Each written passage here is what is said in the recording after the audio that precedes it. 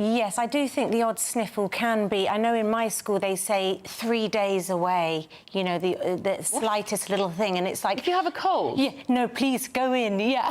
And 3 days off if you have a cold for a child, and we wonder why all these parents aren't at work. I think some of these figures about people who could be working and aren't working, they're not necessarily on benefits, but some of them will be people who, during the pandemic, particularly parents, decided to get a different work-life balance. They quite liked being at home, and they realised the children are benefiting from it. Do you think those people are in these statistics, Annette? Of people staying at home with not working? Who decided to not go back to work of working age? Yes, I think a lot of people don't want to go into an office anymore either. They've had that little bit of freedom and they're like, I'm not going in. And I know employers are trying to get them to go in, but they just want to be at home. They want to be near their children if their children are sick, whether that's the mum or the dad. And also, a lot of people don't live near their office or wherever. They don't want to commute. Train fares have gone up, so they say, well, why should I pay? So you have this whole knock-on effect throughout the economy. GB News, the People's Channel.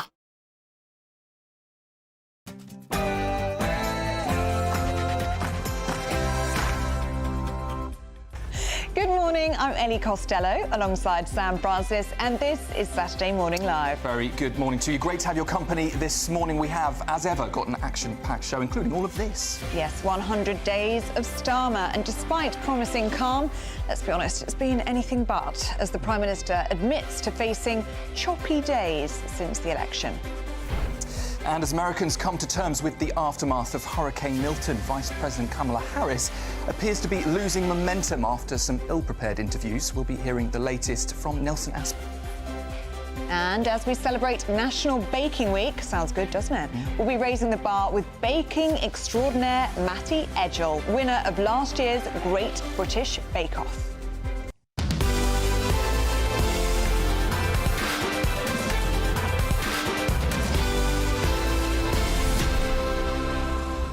It's a foodie show today, isn't it?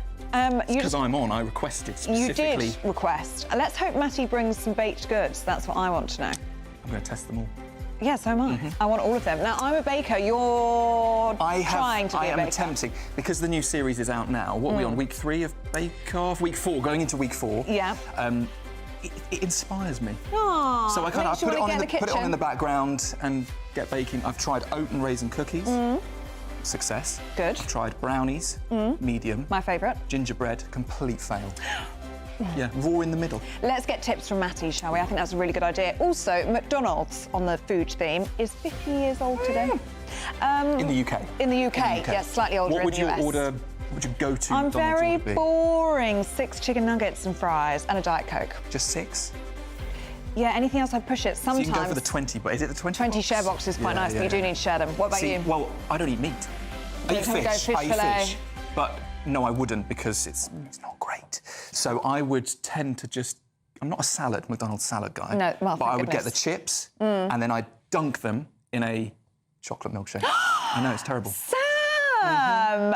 Oh, I'm not sure what to think of you after Rumour has it the chocolate milkshake has 40% beef fat in it as well, but I'm not sure that's completely true. No. Fact finders, go and find out. And for you're us. not meant to eat meat, so that's a very bad thing. Yeah. Anyway, let us know your McDonald's order. Happy birthday, McDonald's, if you can say that. Let us know at gbnews.com/yoursay. But before we do anything else, another McDonald's lover, Sophia Wensler, has all your headlines.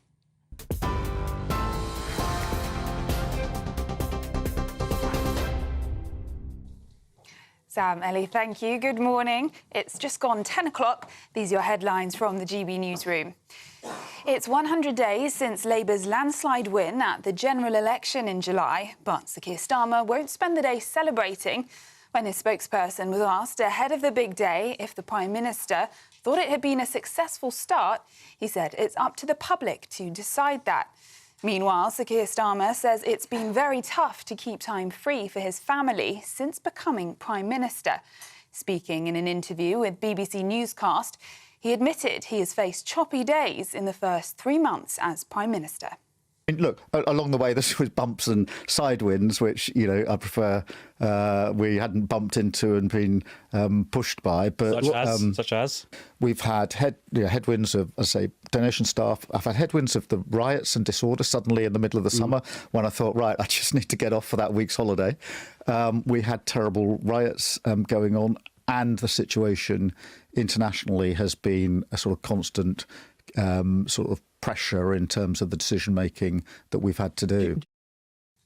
The Prime Minister also rebuked his Transport Secretary's criticism of the Dubai-based owner of P&O Ferries. Louise Hay described P&O as a rogue operator and urged consumers to take part in a boycott. It has since been reported by Bloomberg that P&O's parent company, DP World, postponed announcing a major £1 billion port investment in the UK in light of the remarks. Now, Israel has been condemned by the UK government after 2 UN peacekeepers were attacked in southern Lebanon yesterday. Downing Street has reiterated calls for an immediate ceasefire across the Middle East. EU member states Italy, France and Spain have jointly criticised Israel's latest actions as a violation of international law, while the US is urging Israel to stop firing at UN peacekeepers during its conflict with Hezbollah in Lebanon. Now, a woman has been jailed for life after murdering both her parents. Virginia McCulloch continues. There were about 5 wardrobes. Yep. It's behind the bed at the back next to the sink.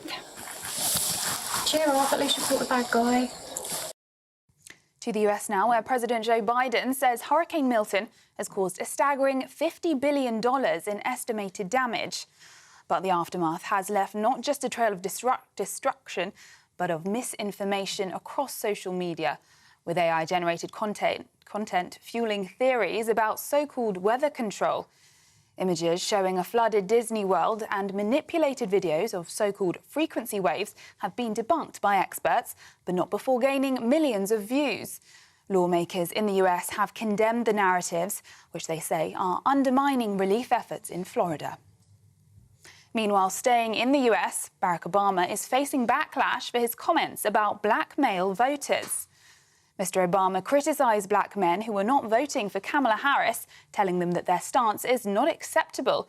Speaking at an unannounced stop at a campaign office in Pennsylvania, the former US president said there should be no excuses for black men sitting out the election or voting for Donald Trump.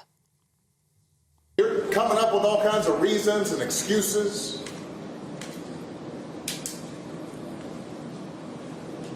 I've got a problem with that because part of it makes me think, and I'm speaking to men directly now, part of it makes me think that, well, you just aren't feeling the idea of having a woman as president. And you're coming up with other alternatives and other reasons for that. And so now you're thinking about sitting out or even supporting somebody who has a history of denigrating you? Meanwhile, Donald Trump has pledged that any migrants who kill American citizens will face a death penalty if he's elected. The Republican presidential candidate made the announcement as he revealed plans to dismantle gangs of illegal migrants he claims have overrun US towns and cities. Speaking at a Colorado rally, he told supporters, "I am hereby calling for the death penalty for any migrant that kills any American citizen or any law enforcement officer." Those are the latest GB News headlines. Now it's back to Sam and Ellie. For the very latest GB News direct to your smartphone, sign up to News Alerts by scanning the QR code or go to gbnews.com/alerts.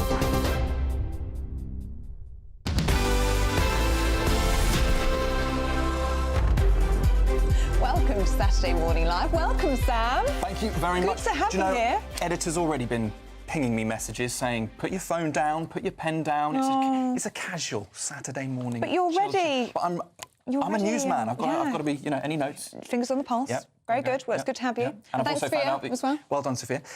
You don't want to crush almonds. No, I think don't. you need some context.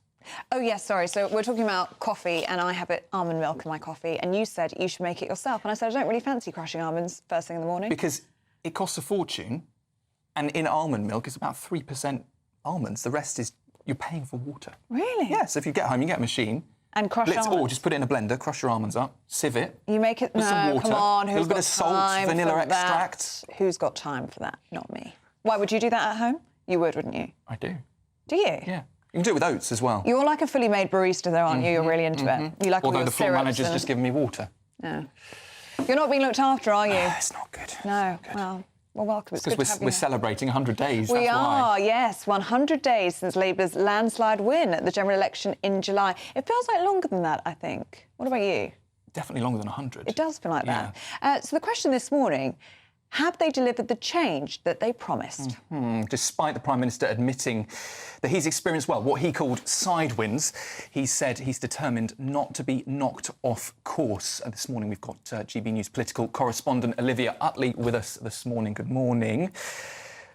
100 days, bit of a whirlwind. What's your honest but professional reflection on the 100 days so far? Well, Keir Starmer talks about side wins and headwind wins and being buffeted off course. He's very carefully framed this to make it sound as though all of the problems that he's been experiencing have been outside of his control and outside of Labour's control. He talks about the riots, and in that respect, fair enough, that was not something that Labour could have really prevented. And most polls agree that the public believe that Keir Starmer acted quite sensibly over that. But there have certainly been problems of Keir Starmer and Labour's own making too. Most notably, of course, that gifting scandal, those tens of thousands of pounds worth of gifts that the Prime Minister received, glasses, suits, tickets for Taylor Swift, etc., which have obviously meant that he's come under a lot of strain, accusations of champagne socialism, hypocrisy, exactly what you would expect. And he took a long time to extract himself from that crisis, culminated in him terminating the contract of his Chief of Staff, Sue Gray, who had made the error of becoming the story, as we call it in Westminster. She's been replaced by Morgan McSweeney, and the tone of this video from Keir Starmer that he's released for his first 100 days in office is very much about resetting. Sue Gray gone, Morgan McSweeney in, and now is the moment for Labour to show what it's capable of. The problem is that voters have already lost confidence. The majority of people who voted Labour in just July don't believe that Keir Starmer is doing a particularly good job. And his personal favourability ratings are now on a par with Rishi Sunak's, and some polls actually below, which is pretty astonishing for a Prime Minister who won an almost unprecedented general election victory just 3 months ago. It's going to be really tough for Keir Starmer to get this back on track, to get back to where he was 100 days ago. And the problems aren't over for Keir Starmer, are they? He's got a bit of a headache this morning over P&O ferries, Louise Haigh, and £1 billion worth of investment. Can you make sense of all of that for us? Well, this is a huge, huge headache for Keir Starmer. He's been planning this investment conference for a while now, where essentially he wants to get CEOs from some of the biggest companies in the world all together in Britain to talk about how they can invest in Britain, to prove that Britain is open for business. That was a huge, huge message of his general election campaign. One of those companies is DP World, a Dubai-based company. Now, DP World has promised a £1 billion investment in London Gateway, so essentially ports in the UK. That was going to be almost the centrepiece of this huge investment conference. But now it sounds as though DP World might not be making that investment at all. Well, why is that? DP World owns P&O Ferries. And in the last few days, Louise Haigh, the Transport Secretary, made comments suggesting that the way that P&O Ferries treats its workers is so bad that Brits should actually boycott the company altogether. Now, you can argue perhaps she has a point. Definitely in the past, they've had a pretty checkered history on how they treat their employees. But was she politically wise to make a statement like this, which has now threatened to withdraw that £1 billion worth of investment? Really interestingly, Keir Starmer and 10 Downing Street are trying to distance themselves from Louise Hay's comments altogether, saying that what she says doesn't represent the view of the government. Really strange thing to say, given that she's a very senior government minister. Yeah, seem at odds with each other with this one, don't they, Liv? Good to see you. Thank you very much for making sense of all of that for us. 100 days. Well, she's very good, isn't she, making sense of it? But yeah, 100 days. For Olivia Utley. Yeah, thank goodness. Well, Keir Starmer's been speaking to the BBC about 100 days since he started in Downing Street. This is what he had to say.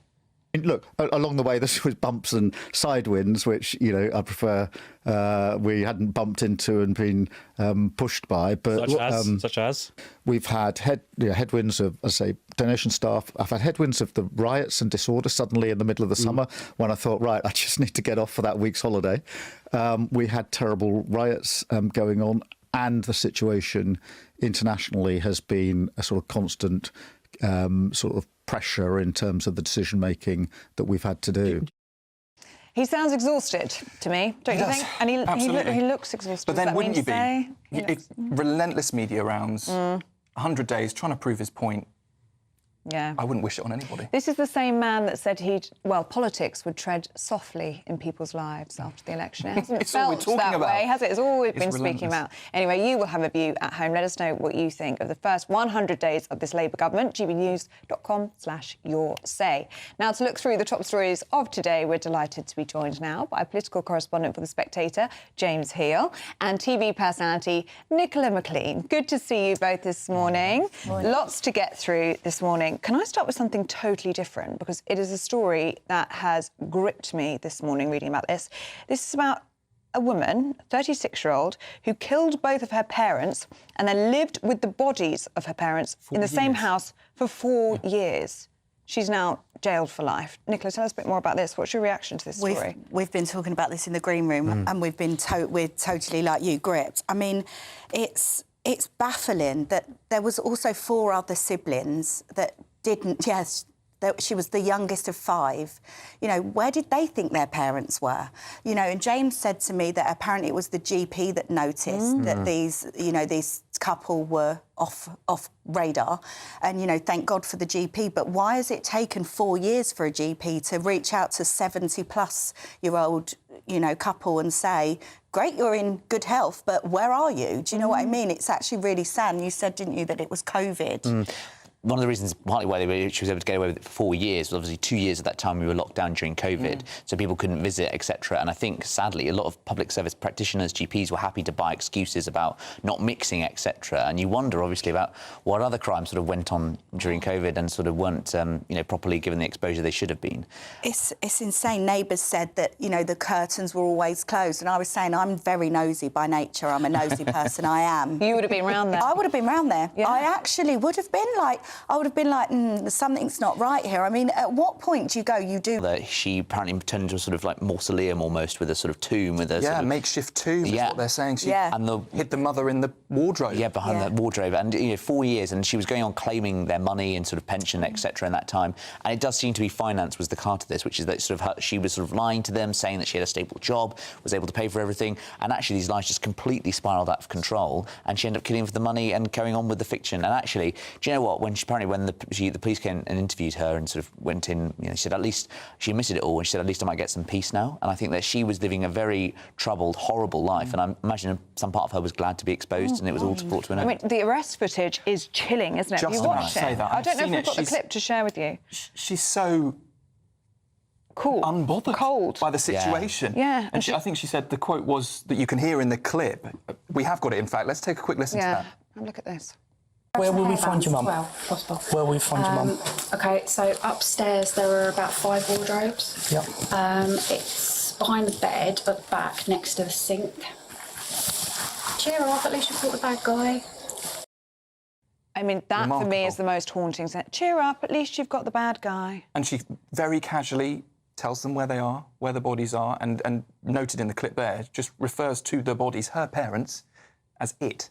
You can find it in the wardrobe. It's upstairs, and she just directs them very casually. It's the quote about Eichmann about the banality of evil. That was the banality of evil, almost the mundaneness of it all. See, I might be mad to think that I don't look at that and think she's evil. I think she must be really mentally unwell. That was my reaction. Do you know what I mean? And I'm not saying that it excuses it, because I know when I speak about mental health, people go, it's not an excuse. I'm not saying that there's any excuse for it, obviously, but I do think that you're looking at someone very mentally unwell who has lived in a house with their parents for 4 years. I mean, she was obviously given a life behind got life in bars, sentence, but it wasn't a hospital order or anything like that, which would probably be the case if she was deemed to be mentally unwell. Well, a personality disorder is mentally unwell. 4 years. You I mean, know. that's the whole thing. It's not a sort of an episode of some kind or sort of a 48-hour spell. 4 years going about your business, eating and getting clothes and going to work. Totally, and I'm not saying she was, she was so mentally unwell she needs hospitalised. Absolutely not. But that is not a normal, sane person that lives with their parents dead in a makeshift tomb for 4 years. Just horrific, isn't it? My the details of this case. Yeah. But at least justice has been served, and she is now serving Just that life makes you think sentence. about the 4 siblings that are left, the trauma that they're going to live with. And anyway, let's attempt something totally different. To segue now. over to something much lighter. Well, it might not be lighter for some. No, but, it might be quite serious for some. A Labour MP trying to tackle the cost of living crisis by bringing the price of Freddos down.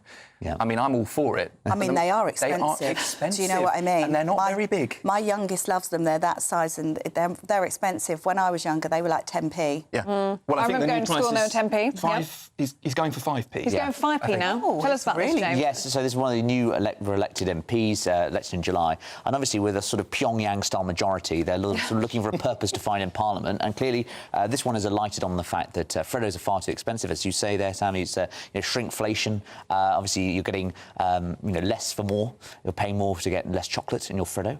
And he's decided to bring this campaign to get them down to 5p. Now, it's obviously unlikely to succeed, but what they want to do is try and sort of get young people involved in politics and aware of all of this as a result of his campaign. So, I mean, look, I respect him for that element, but I think it's unlikely to succeed. And a cynic might perhaps ask, what are all these new Labour MPs doing in Parliament? Because we've seen briefings in The Guardian today and other places that the new MPs are basically told, don't rebel against the government, don't put down amendments on legislation. And I think clearly they're looking for a purpose in Parliament, and Freddo's chocolate bars seem to be what some of them want to campaign on. And I think when you say that, they're trying to obviously get young people to be interested in politics, I mean, it's a bit... How dumb do they think young people are? I mean, do you know what I mean? Put a Freddo and, dangle a Freddo and people want to get into politics. I mean, I know that my kids are not going to be reading this story. Chocolate isn't the way in for your kids. Absolutely And not. you do think, at the end of the day, Labour has huge problems facing it, and, these guys are not candidates anymore, they're MPs, and they have a mandate and a history and a constituency to live up to. I think perhaps, given all the package and talking about Starmer's 100 days, maybe they want to focus on the Middle East perhaps rather than Freddo bars.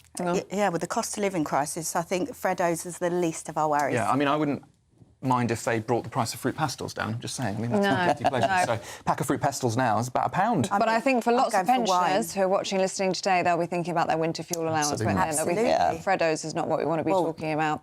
Let us know what you think. I know you'll have a view on that. gbnews.com/yoursay. James, Nicola, thank you very much. We'll catch up with you again a little bit later in the show. Still to come, though, we'll be hearing the latest from the US as hurricanes have caused havoc on the East Coast, not one but two in the last 2 weeks alone. And Trump and Harris keeping an eye on the campaign trail with the election deadline looming. Yeah, very close now.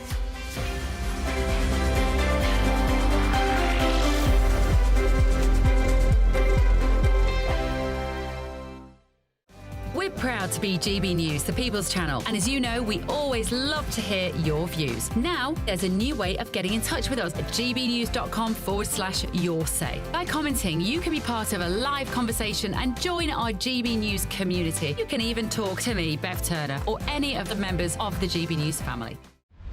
Britain's newsroom. Weekday mornings from 9:30. So I'm one of the lucky ones. I'm going to see your show, Behind the Shoulder Pads, one night only at the Adelphi Theatre, October the 22nd. You're talking about your extraordinary life. Stage, screen, published author, 19 books, TV, most important. Yeah. Is there anyone who's managed to straddle, 7-8 decades in showbiz and still be at the top? Yes, I was thinking about that the other day because somebody said, with The Last of Good. There is a Shirley MacLaine. Sure. She started at the same time as me. Right. Sophia Loren. Yeah. She started around the same time. She's not working much, though. It's true, she's not, but she's still out there being, a major icon. And, of course, people like Dick Van Dyke, who's just almost 100. Yeah, he's incredible, isn't he? I'm a mere babe next to him. Yeah, you are. But and I was thinking about, you've written some extraordinary wicked waspish diaries, which of course you can because you've worked with so many people. Look at the names: Frank Sinatra, Lana Turner, Elizabeth Taylor, Dean Martin, Gregory Peck, Richard Burton, Paul Newman. The list goes on Kelly, and on. my favourite. Was he your favourite? Yes. Why? Because I saw him in a movie when I was a little girl called For Me and My Gal with Judy Garland, and I just fell in love with him. It's such a cute movie. Well, they don't make movies like that anymore. And then I was lucky enough when I first went to Hollywood at age 20 to meet him and literally hang out with him and his friends. And then I put him in a movie with me that I produced. He played my husband in a movie called Sins. And he was wonderful. He was really wonderful. The People's Channel. Conservative MPs have finally chosen their top 2 for the leadership. And now, it's over to the members. Join me, Christopher Hope, on Thursday as Kevin Badenoch and Robert Jenrick are quizzed by Conservative Party members and myself at our GB News leadership event. And afterwards, join me, Patrick Christys, with a live studio audience and a star panel as we discuss what it means for the Conservative Party and what it means for you. Decision Time, the race to lead, from 7 p.m. this Thursday, only on GB News, the People's Channel, Britain's news channel. Conservative MPs have finally chosen their top 2 for the leadership. And now, it's over to the members. Join me, Christopher Hope, on Thursday as Kevin Badenoch and Robert Jenrick are quizzed by Conservative Party members and myself at our GB News leadership event. And afterwards, join me, Patrick Christys, with a live studio audience and a star panel as we discuss what it means for the Conservative Party and what it means for you. Decision Time, the race to lead, from 7 p.m. this Thursday, only on GB News, the People's Channel, Britain's news channel.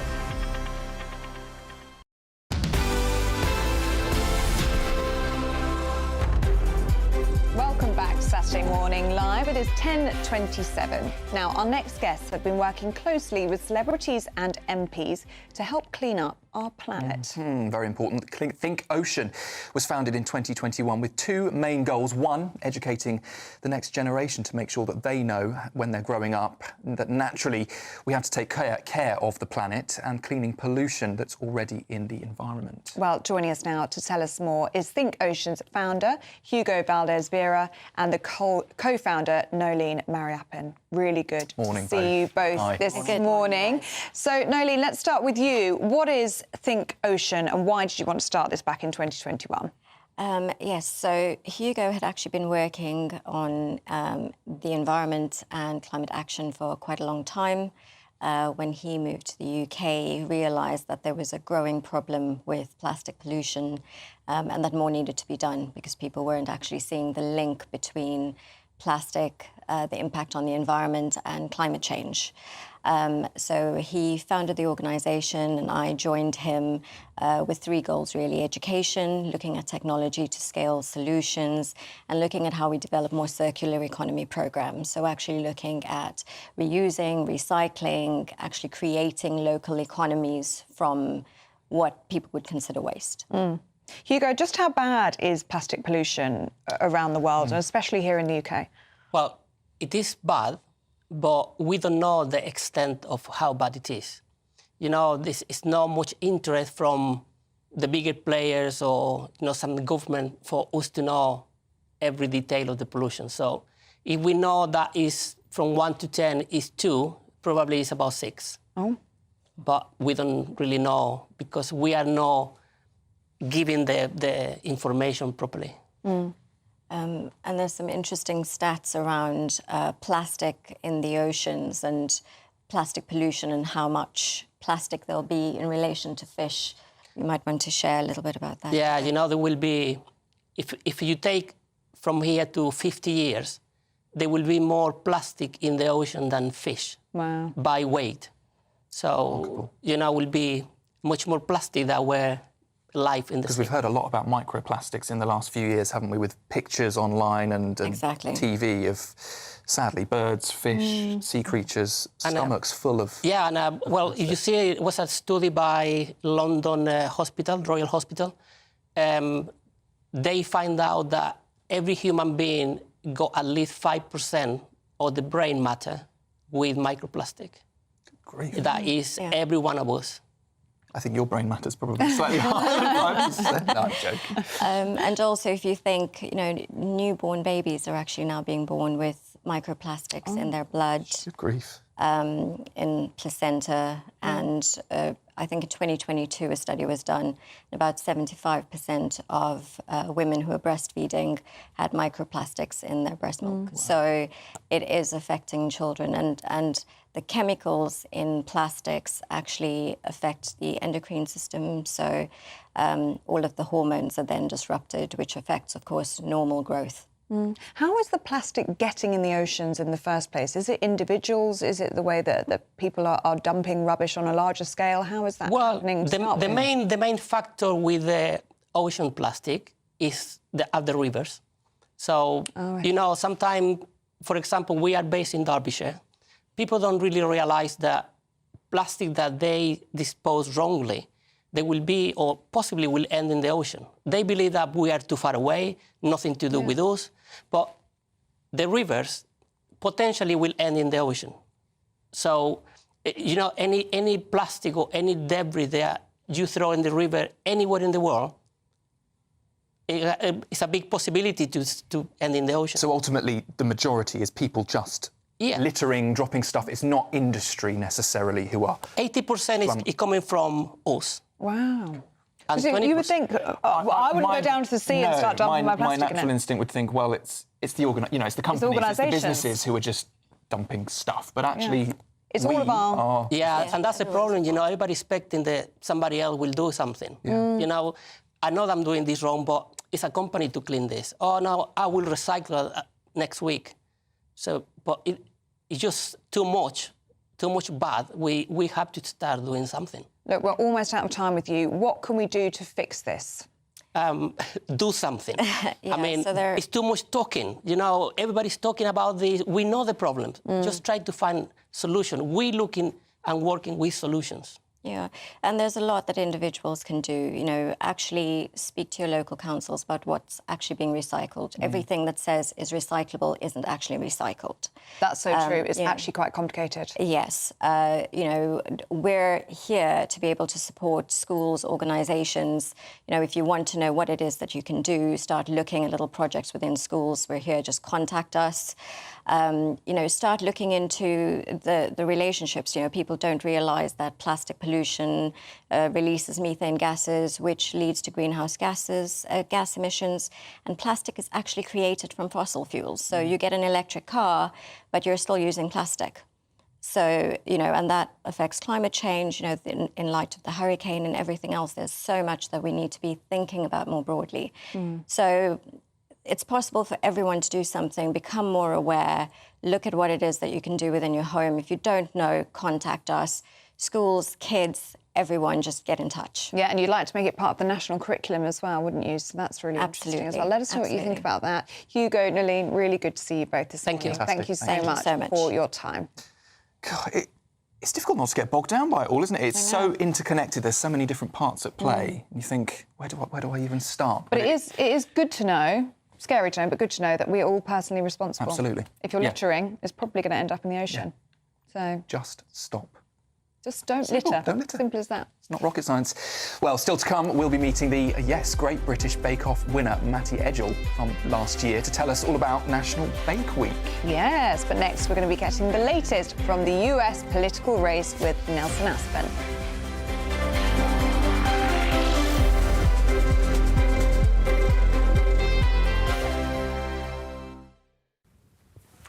Hi there, very good morning to you. Welcome to the latest forecast from the Met Office for GB News.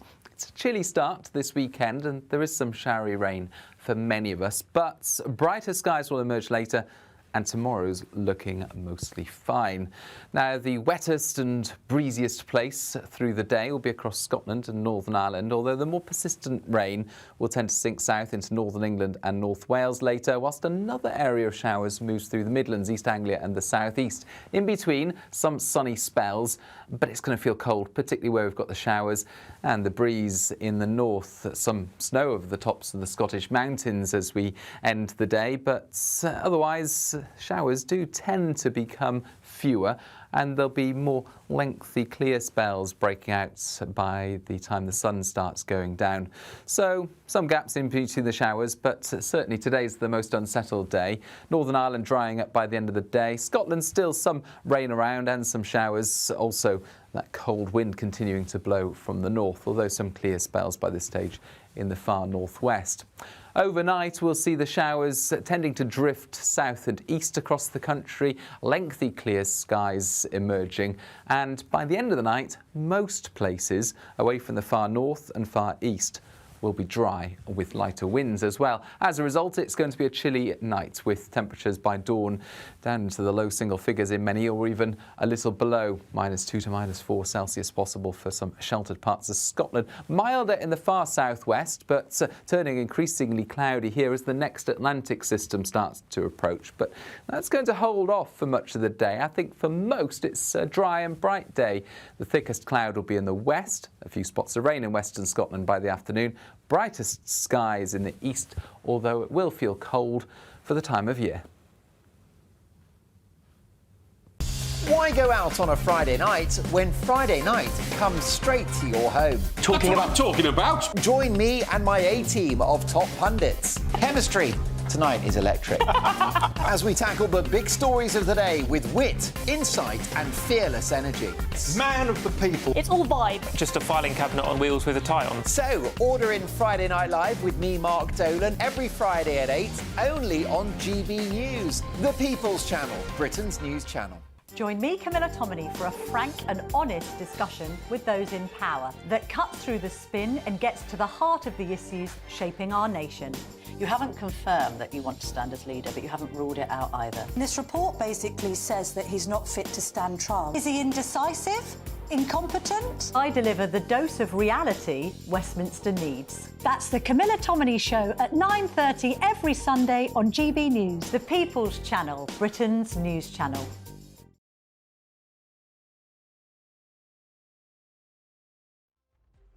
I don't want to have done anything. Welcome back to Saturday Morning Live. We've just been told by our director. That something may have gone wrong, and I'm thinking, what have I done? Yeah, he said he'd talk to us in the next break. I thought, what have we done wrong? But he won't tell us. My hair's sticking out here, so maybe let's that was just sort it. that I out, reckon maybe. that was all it was. Lots of you getting in touch this morning. Lots of you talking about politics. I've lost my views now. No. Before we get to the politics, I've got to start with the Freddo. Oh, yeah, let's start Freddo's story. Adrian's just said, do you know what?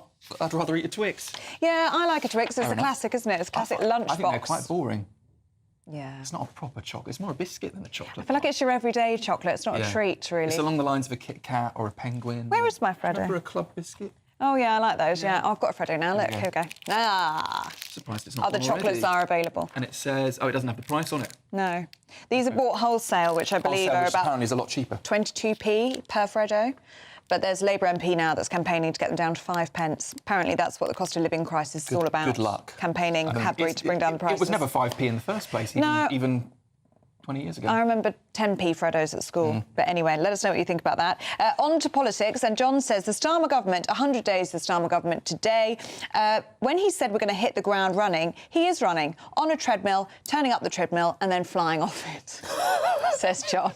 Very good. Does feel a little bit like that. Oh, my goodness. Did you do the Sandra one? I haven't done the Sandra one. Again with politics. OMG, less than 100 days in power, and the poor lamb says he needs a holiday. We were just saying, what did he expect? Prime Minister, biggest leader of the country, and he wants a holiday, wants time off with his family. Yeah. I mean, be hard-pressed in any job to get much time off. It's very true. He is probably one of the busiest men in the world, and he's surprised, I think, by the lack of time he's had to spend with his family. But then he's been in opposition for years, and you'd imagine that was still just as, maybe not quite as strenuous, As full but on, still pretty relentless. I think all of the Labour cabinet Sir Keir Starmer included, are realising that power is a lot more difficult than they perhaps thought in opposition for that long.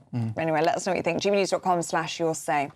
Well, we'll turn from UK politics over to the US, and the aftermath of Hurricane Milton has left not just a trail of destruction, but also, interestingly, of misinformation across social media. You may have seen AI-generated content across your social feeds, fueling some theories about so-called weather control. Well, it comes as Vice President Kamala Harris appears to be losing momentum in the presidential race. It's after some ill-prepared interviews. These are these digitally altered images that Sam was just describing that you may have seen on social media in the past few days. Well, to tell us more, we're delighted to be joined now by journalist and author and friend of the programme, Nelson Aspen, live from New York. Good to see you as always, Nelson. And what a week it has been in the US with Hurricane Milton. Thankfully, it looks as though Florida has avoided the worst.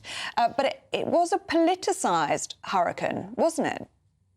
Indeed it was, and Governor Ron DeSantis of Florida handled things pretty well. He's getting good grades for his handling of this latest Floridian weather event. But of course, it translated into presidential politics as well, with accusing Vice President Kamala Harris of trying to insert herself into the story for political purposes. He even went so far as to say that Kamala Harris had, quote, no role in this process. She sort of staged this meeting to discuss the ramifications of the disaster. I suppose that's sort of understandable. If she wants to be president, she should have a grip on this kind of thing. But she was caught on a hot mic holding her hands over her mouth to tip somebody off to the fact that it was a live broadcast. And it's just another facet of the kind of week she's been having. Now, this woman has been in public service for decades, but yet we don't feel like we know her. And when she's running for the top office, she needs to give some interviews. And she was highly criticized for sort of hiding out. So she's gone on this media blitz this week. You're seeing some clips there of her talking to our show, 60 Minutes, and a controversy erupted when she was pressed for an answer pertaining to something with Prime Minister Benjamin Netanyahu. Two different airings of the show aired two different answers from Vice President Harris, which means they had been edited between the first sort of mumble-jumble answer and the second more polished and prepared answer.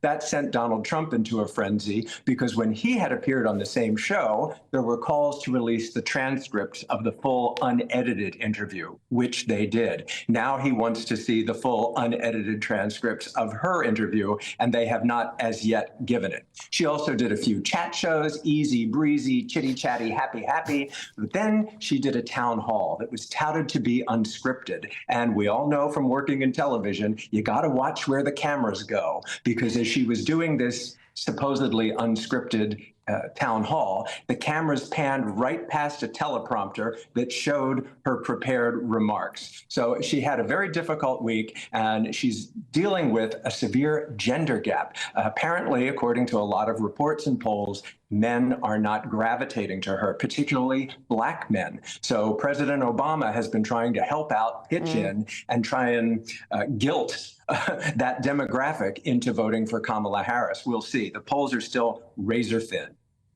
Nelson, there was some interesting lines coming out yesterday that we were keeping across, where reportedly Donald Trump has requested military protection, security. He wants a military jet to fly him around over the next few weeks of the campaign up until the election date.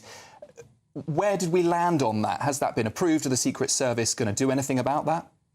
President Biden upped his Secret Service detail to a presidential level, even though he's a former president, but he is getting the top-of-the-line security detail. I don't think President Trump thinks it's sufficient, especially given the fact that he survived 2 assassination attempts. He's got a big rally planned here in New York City for October 27th at Madison Square Garden. There's a lot of criticism about having such a huge spectacle, but that's what presidential politics is. So I think you will see greatly enhanced security for that.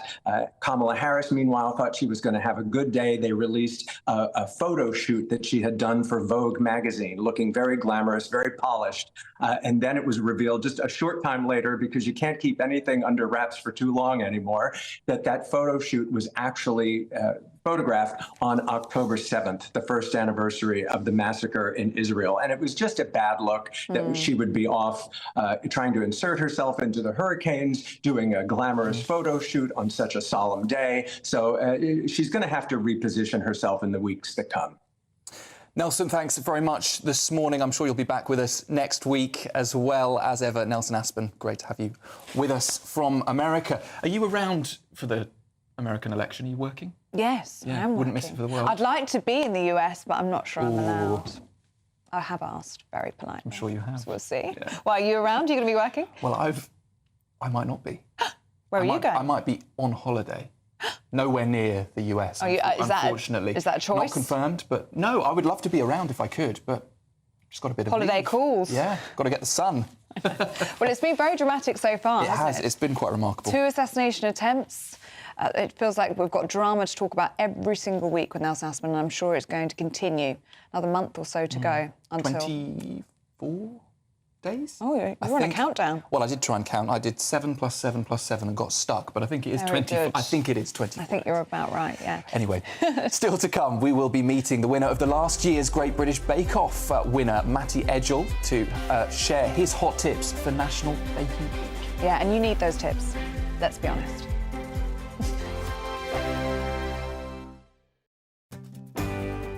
I'm Michael Portillo. This is GB News, the People's Channel, Britain's news channel.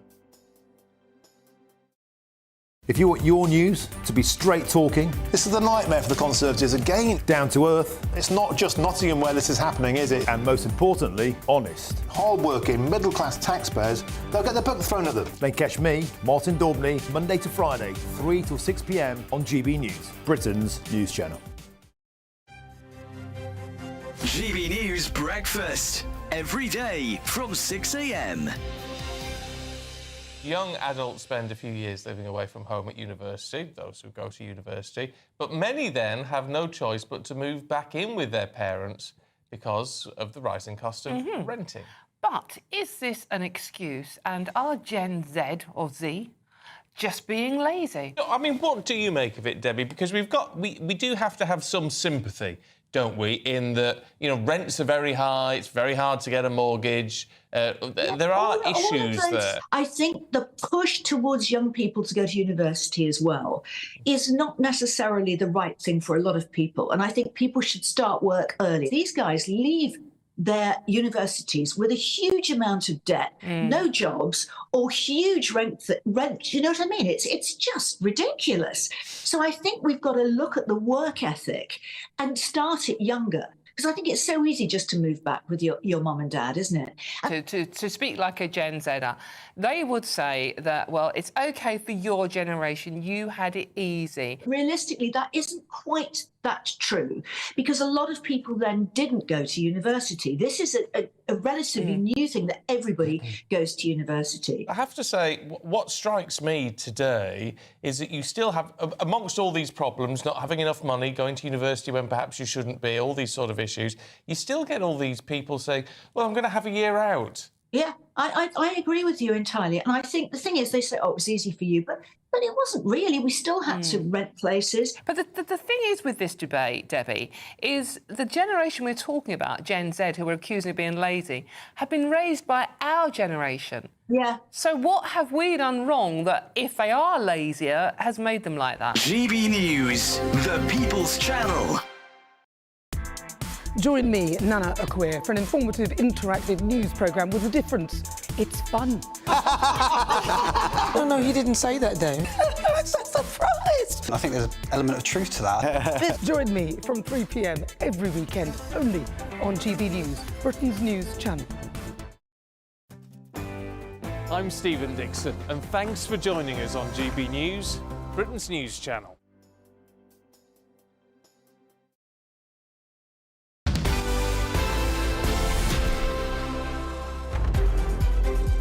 Welcome Welcome back to Saturday Morning Live. I'm going to tear you away from your baking chat because National Baking Week kicks off this week, Monday to Sunday, offering bakers a prime chance to dive into delightful baking activities. Aw, well, Brits, you and I definitely. Yeah. Love a bit of baking and share some hot tips. We're delighted to be joined by our baking extraordinaire, Matty Edgell, who won Great British Bake Off last year. Woo! Welcome. Congratulations as well. I'm sure you're sick of being congratulated. And there's nice reminder. No, you like all the glory. Yeah. What was it like winning the Great British Bake Off? And what's last year been like for you? Winning I was not expecting to win. At any point until they said my name. You're a very humble nice guy. Surprise. No, I was just really in touch with reality. Yeah, no, I wasn't. Was it quite a close race throughout then?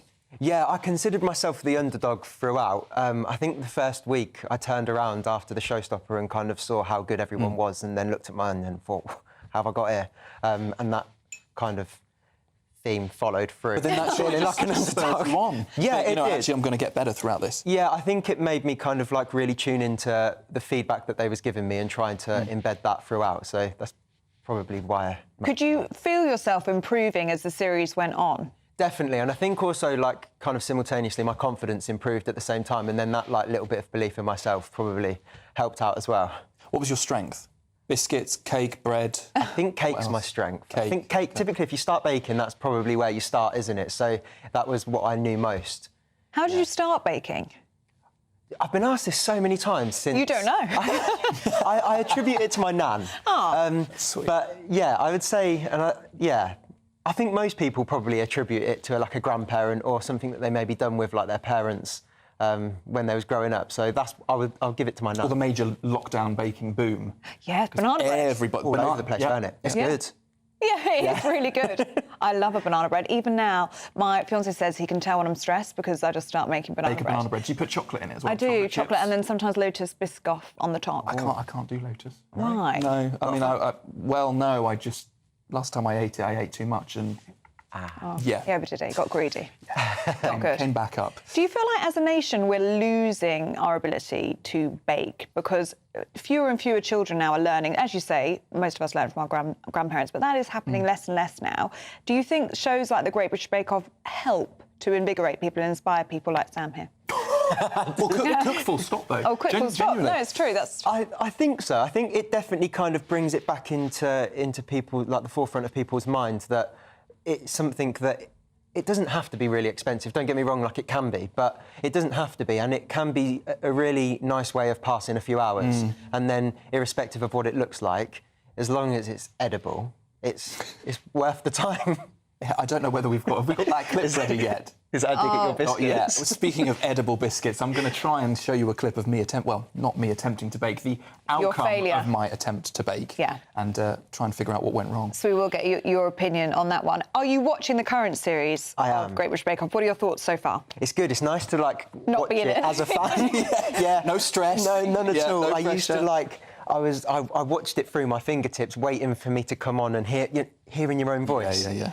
That took a while. It's a bit weird, isn't it? Yeah, and I pulled the weirdest expressions as well. Oh, you're in safe company, it's fine. And what have you been up to for the past year? Because you've got married, haven't you, in the last year? Congratulations. Thank you. Yeah, so we got married in May. I'm no longer teaching. I get to do loads of cool things like festivals. So I'm at the Cake and Bake Show in November. So that's November the 27th to December the 1st. So I'm going to be there. Fantastic. Doing a few demos. So things like that. It's really enjoyable, yeah. You've still got the teaching element as well, although you officially left teaching, so it's kind of... Yeah, do you know, that was like a nice reality because the first time I demoed at a food festival was also the first time I went to a food festival. Wow. Pressure. Yeah, slightly surreal. And then I soon realised that I am kind of just talking through processes which I am familiar with, so it was far less daunting once I realised that. Yeah, and it's something you're really passionate about as well, so it's almost as though you've combined your professional life with something like a hobby that you enjoy. Yeah, so I'm living the dream. Oh, that is just brilliant. What's your favourite thing to bake at home? What would your wife enjoy the most? Oh, do you know what? We recently found out that she's intolerant to milk. eggs, No. dairy. Yes, so I was. You are joking. You've been poisoning her for years.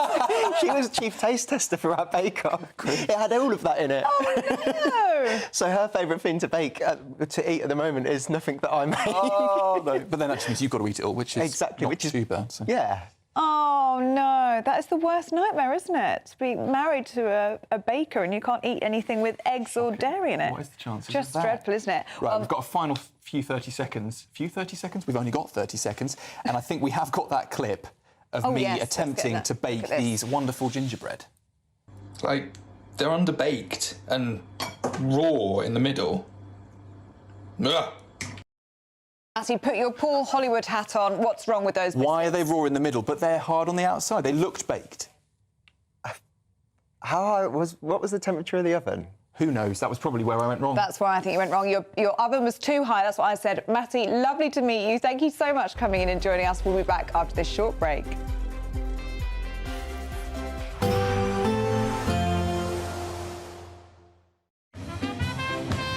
There will be a light breeze in the morning, leading to a warm front.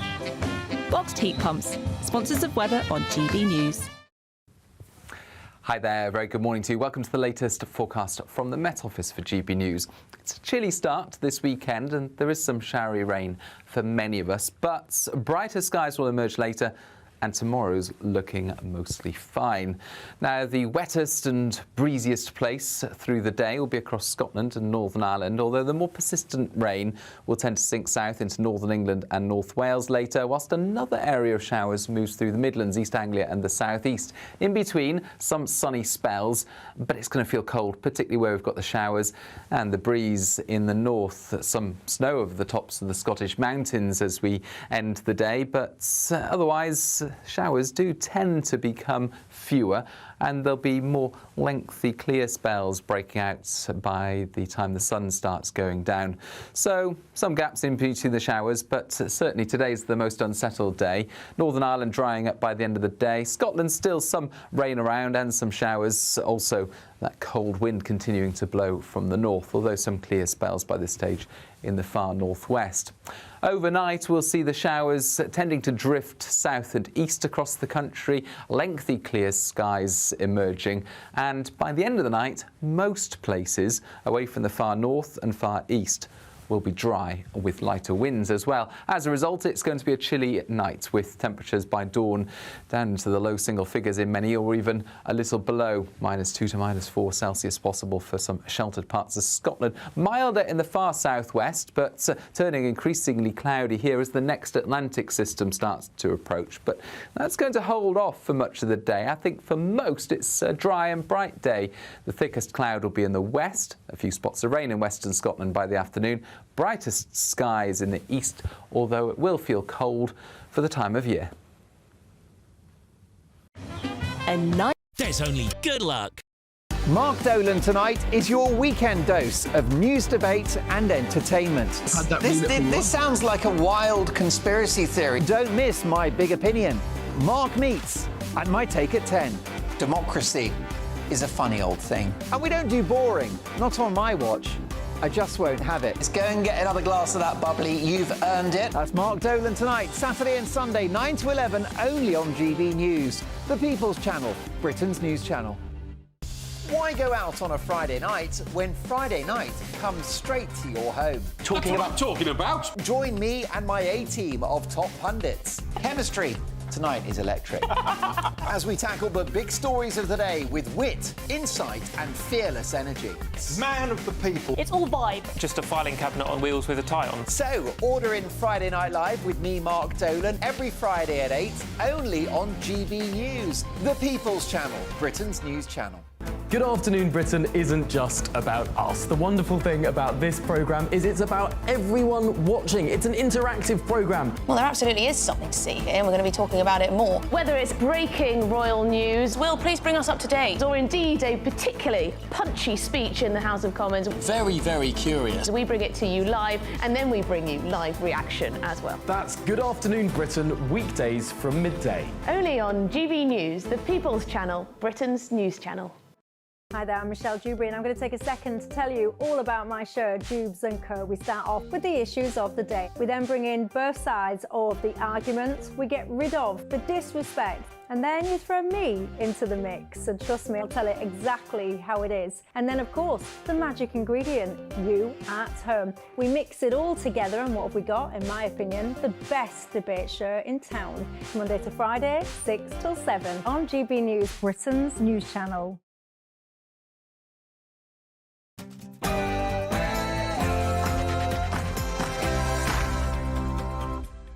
Good morning, I'm Ellie Costello alongside Sam Francis, and this is Saturday Morning Live. I was going to do a big woohoo, but last time I did that, I was told I looked too happy to be on TV. Oh no, we can't have that. Serious face today. Great to have your company this morning. We have got an action-packed hour left on the show. As always, yes, 100 days of Starmer, and despite promising calm, let's be honest, it's been anything but, as the Prime Minister admits to facing choppy days since the election. And we'll be joined by some remarkable teens who are attempting to become the youngest ever to row across the Atlantic, around 3,000 miles. Wow. And apparently fetch isn't good for our dogs, and we need to be looking at better alternatives. Who knew?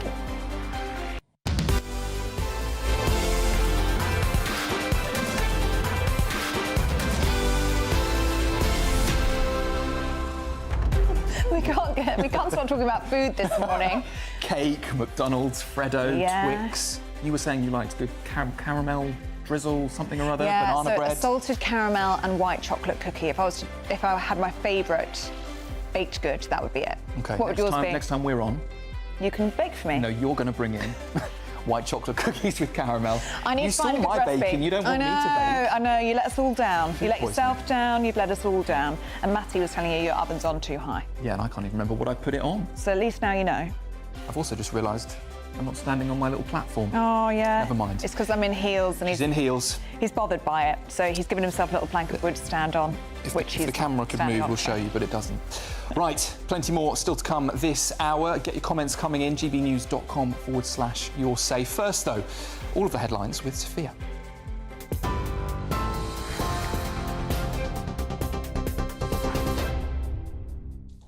Sam, Ellie, thank you. Good morning. It's just gone 11 o'clock. These are your headlines from the GB newsroom. It's 100 days since Labour's landslide win at the general election in July, but Sir Keir Starmer won't spend the day celebrating. When his spokesperson was asked ahead of the big day if the Prime Minister thought it had been a successful start, he said it's up to the public to decide that. Meanwhile, Sir Keir says it's been very tough to keep time free for his family since becoming Prime Minister. Speaking in an interview with BBC Newscast, he admitted he has faced choppy days in his first 3 months as Prime Minister. Look, along the way, this was bumps and side winds, which, I prefer we hadn't bumped into and been pushed by. But Such as? We've had headwinds of, donation staff. I've had headwinds of the riots and disorder suddenly in the middle of the summer when I thought, right, I just need to get off for that week's holiday. We had terrible riots going on, and the situation internationally has been a sort of constant sort of pressure in terms of the decision-making that we've had to do. The Prime Minister also rebuked his Transport Secretary's criticism of the Dubai-based owner of P&O Ferries. Louise Haigh described P&O as a rogue operator and urged consumers to take part in a boycott. It has since been reported by Bloomberg that P&O's parent company, DP World, postponed announcing a major £1 billion port investment in the UK in the light of those remarks. Now, Israel has been condemned by the UK government after 2 UN peacekeepers were attacked in southern Lebanon yesterday. Downing Street has reiterated calls for an immediate ceasefire across the Middle East. EU member states, Italy, France and Spain have jointly criticised Israel's latest actions as a violation of international law, while the US is urging Israel to stop firing at UN peacekeepers during its conflict in Lebanon. Now, in the UK, a woman has been jailed for life after murdering both of her parents. Virginia. 5 wardrobes. Yep. It's behind the bed at the back next to the sink. Cheer up, at least you caught the bad guy. To the US now, where President Joe Biden says Hurricane Milton has caused a staggering $50 billion damage. But the aftermath has left not just a trail of destruction, but also misinformation across social media, with AI-generated content fueling theories about so-called weather control. Images showing a flooded Disney World and manipulated videos of so-called frequency waves have been debunked by experts, but not before gaining millions of views. Lawmakers in the US have condemned the narratives, which they say are undermining relief efforts in Florida. Meanwhile, staying in the US, Barack Obama is facing backlash for his comments about black male voters. Mr. Obama criticised black men who are not voting for Kamala Harris, telling them that their stance is not acceptable. Speaking at an unannounced stop at a campaign office in Pennsylvania, the former US president said there should be no excuses for black men sitting out of the election or voting for Donald Trump. You're coming up with all kinds of reasons and excuses.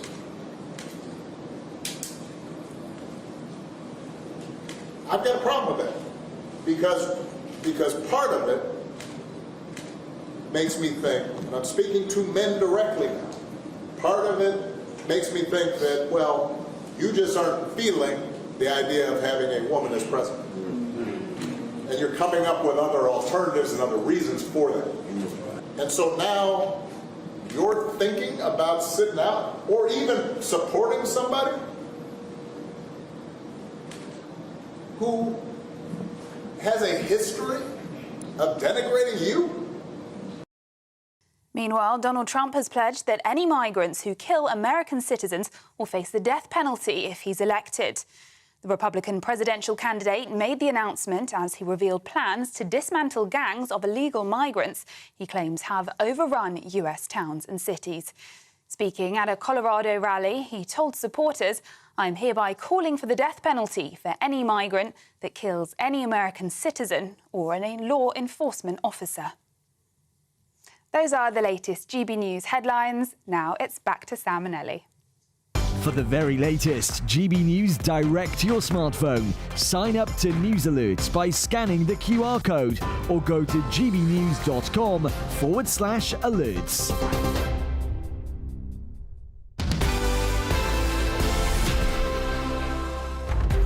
Welcome back to Saturday Morning Live. And Sophia Wensler, we're not done with you because McDonald's turns 50 years old today in the UK. At least it's a bit older in the US. So we are talking about our favourite McDonald's orders. Sophia Wensler, what's yours?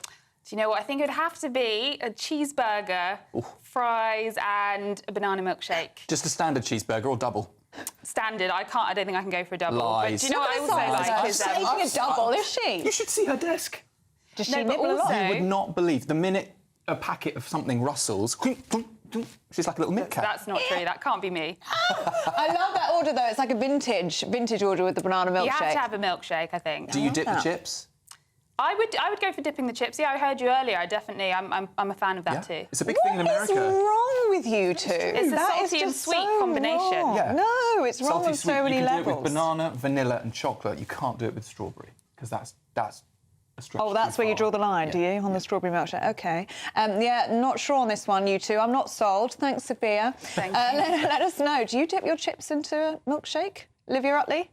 What are your thoughts? You're the sensible one here. Well, you're a chicken select girl. Chicken select, yeah. My Sour cream baby's dip? kicking in excitement at the very idea of chicken select. Sour cream dip or sweet chili? No, I'm not a dip person or a sauce person at all. Just dry. Ketchup, though. You've got to get ketchup. Don't get ketchup. OK, so now you're weird. I thought I liked you, Olivia. No, I stock up on the little ketchup pods. Yeah, I know. Oh, I asked for about 50. Only food I don't like. And then I put them in the cupboard when I get home. Do you know what I was going to do the other day? And I have stopped myself, but I did see online a tomato ketchup holder, and it's the perfect holder for the McDonald's-sized ketchups that you get. And you put it in your dash, in your car, and it just sits there so you can drive along, and then you can dip your chips as you're driving. Is that not genius? legal? Costello?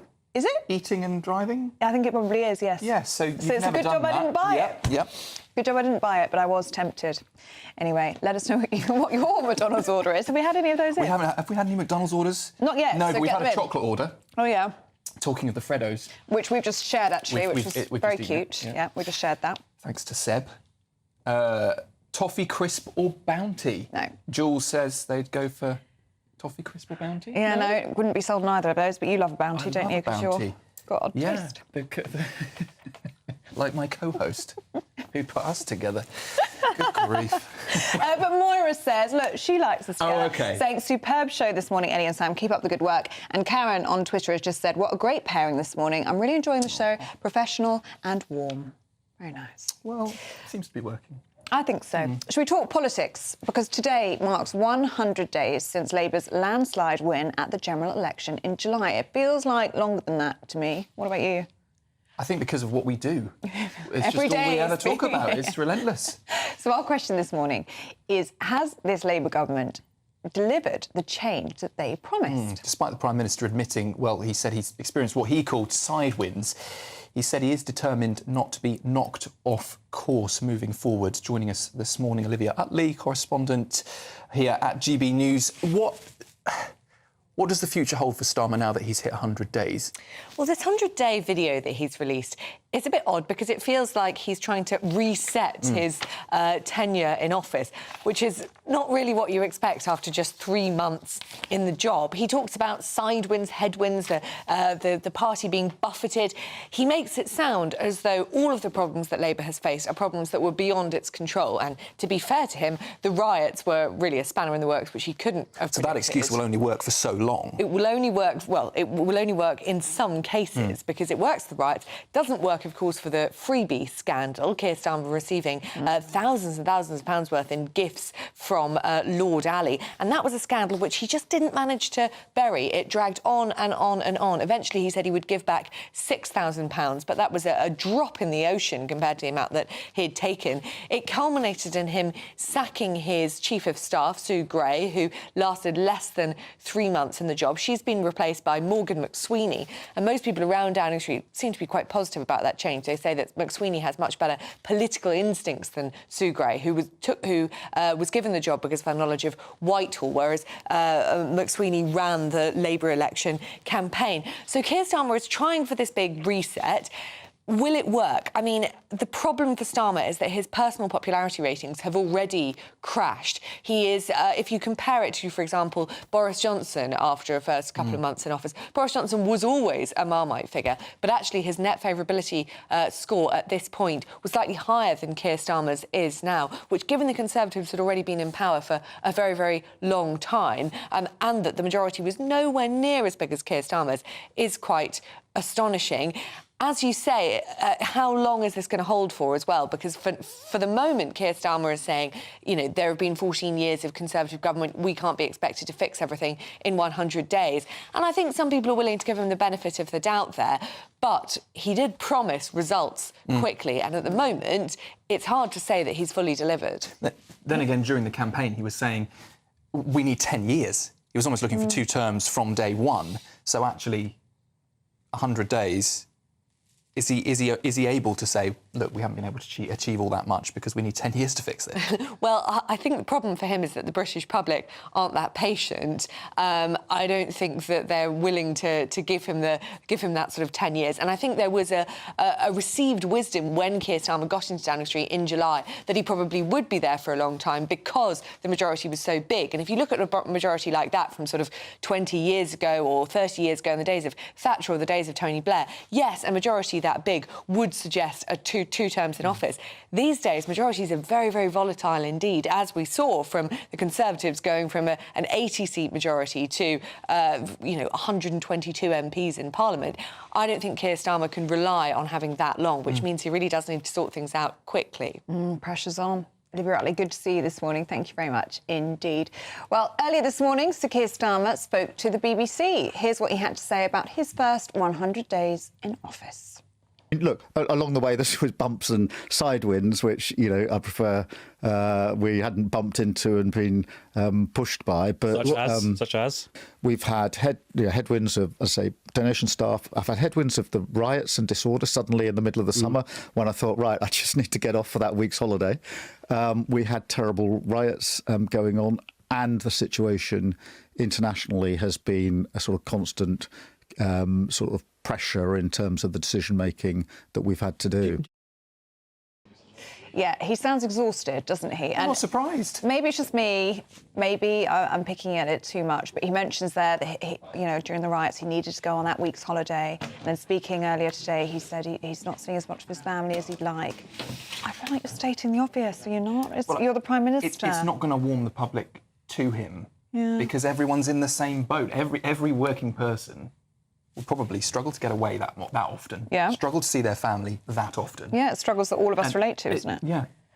Yeah, a bit bizarre. Difficult. That is something you think. GBNews.com/your say. Let's join our panel now. Political correspondent for The Spectator, James Heal, and TV personality Nicola McLean. And James, really interested to get your thoughts on that, actually. What do you make of Sir Keir Starmer's comments about his first 100 days and how he struggled to go on holiday, struggled to see his family, and the fact it's been choppy? Yes, I think you talk to most Labour MPs or officials and they'd agree it has been choppy, certainly. This is the nature of the job. You put yourself forward for the Premiership. I think that it is probably one of the most difficult jobs in the Western world because obviously, unlike, say, the American system where you have a separation of powers, the British system is very intense and you can be dealing with a nuclear power story one day, you could be talking about, our weapons or overseas conflict, and then the next day you're doing a constituency visit as well and you're going around sitting to children in classrooms, etc. I'm not surprised he's tired. I wouldn't want to do that job. It's exhausting. And I'd say genuinely good luck to him getting a holiday because he probably could do with it. Do you think he wasn't set up to win in the first 100 days? Was he under the impression that this was just going to be easier than it actually has turned out to be? Well, one of the reasons why Chief of Staff Sue Gray has left was because the transition planning was so poor. And I think there really has been a sense, perhaps, that Labour has not been prepared for it. Take, for instance, the next couple of days. You've got the investment summit after 100 days, because they promised that in the manifesto. But the danger is, of course, you've got businesses then saying, we're not going to invest in the UK until we see a budget. We want to see some detail. We want to know where our money's going. And that obviously was a conflict which they should have resolved. They should have said, you can either have the summit after 100 days or you can have the budget. And they didn't do that. And so that's the kind of thing. There's been a lack of foresight and they've stored up a lot of problems which are going to cause them issues in office. Look, let's have a look at some other stories in the papers this morning. Nicola, really interested to get your view on this one. This is Mohammed Al-Fayed, more allegations against him, including rape from 40 new victims. And these allegations stem from all the way back to the 70s to 2013. What do you make of these allegations? I think that, as you say, these allegations have been going on for many, many, many years. And I feel like, personally, it's just another person that has been able to behave appallingly under our nose, and it just seems to have been sort of swept under the carpet. It's horrific to see how long these allegations have been going on for without any sort of him being banged to rights, really. And it seems not just here in the UK. I think that the latest big allegation made was from a woman in Dubai at the time as well. So it seems that actually, as we uncover more and more, it is widespread internationally. And I think the story for me is about the Met's role in all this, and which is that some of the allegations were brought to the police in the 1990s, and yet we've heard claims that the Met, for instance, was receiving hampers from Harrods. And so, obviously, the corrupting element of what was there sort of gifts involved for the police, that's the thing I'm interested to see where the story goes next. Obviously, Mohammed Al-Fayed, it seems, was clearly a very vile man and committed crimes across 50 years, according to these allegations, on many different countries. And we just see he was king in his kingdom. He was someone who's untouchable. And obviously, for juniors, for instance, working at Harrods, it would be very difficult to speak out against that. Clearly, Harrods has a huge amount of reputational management to, and I think if they don't get a grip on this, I think there's serious issues about the Harrods brand and what it means for the next 100 years or so. Why do you think he was able to evade justice for so long, James? He was an incredibly well-connected man. He had a huge team around him, a PR team, he had political influence. He was involved, of course, in one of the great 1990 scandals, which was Cash for Questions. Why did he come forward and blow the lid on that? Well, it wasn't because he had a public interest. It was because he felt he wasn't getting his money's worth. So he used that with The Guardian to blow the lid on that. He was someone who was very, very wealthy, and I think he could pay a lot of money. And it seems from this, involved with the Met Police and everything, there were sort of issues around connections involved, and I think that's why it carried on for so long. And we've seen it, again, in many different areas, many different powerful men, and this is just one more example. Let's go to politics, shall we, just briefly, because this caught my eye this morning, James. I'm hoping you can shed some light on it.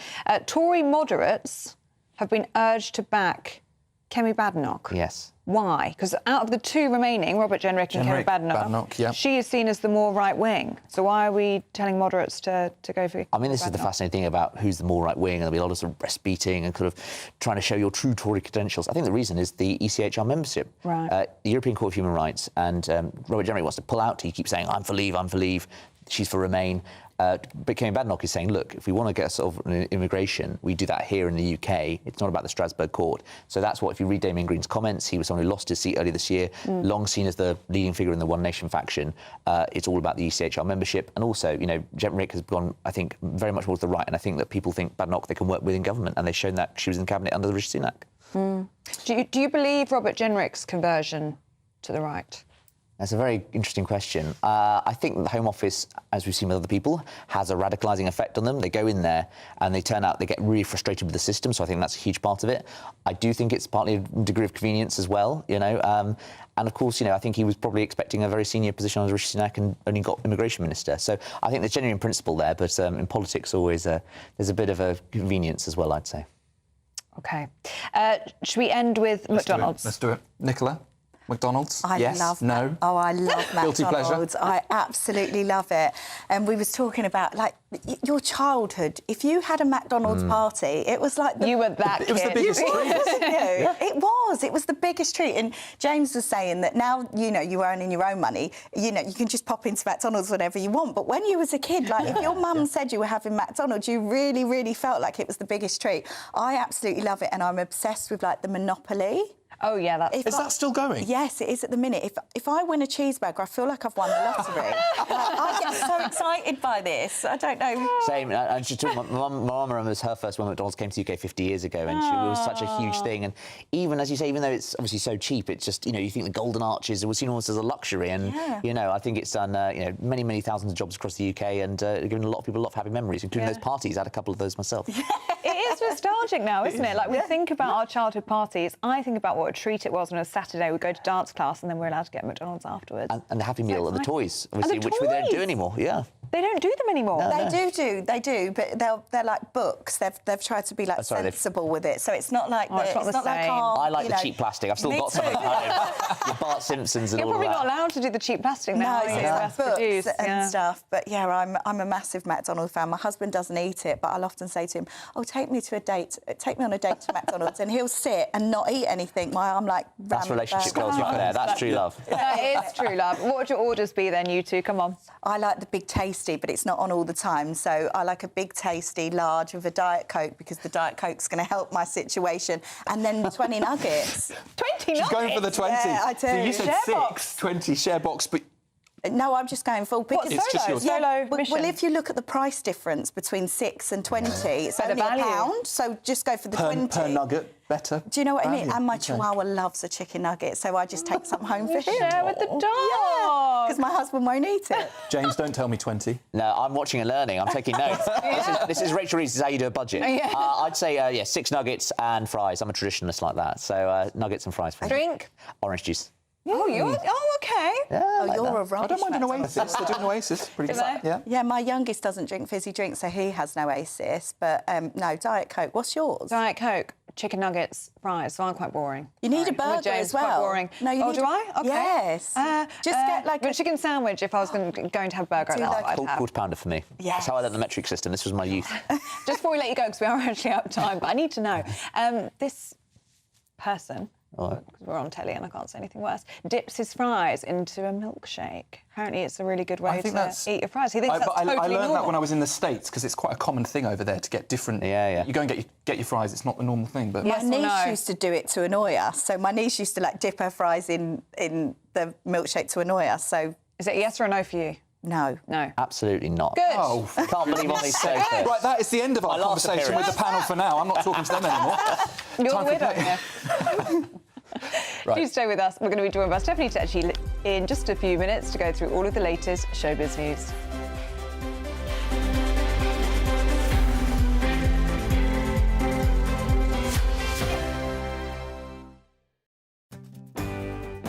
I'm Patrick Christie's. This is GB News, the People's Channel, Britain's news channel. Martin Daubney, weekdays from 3 p.m.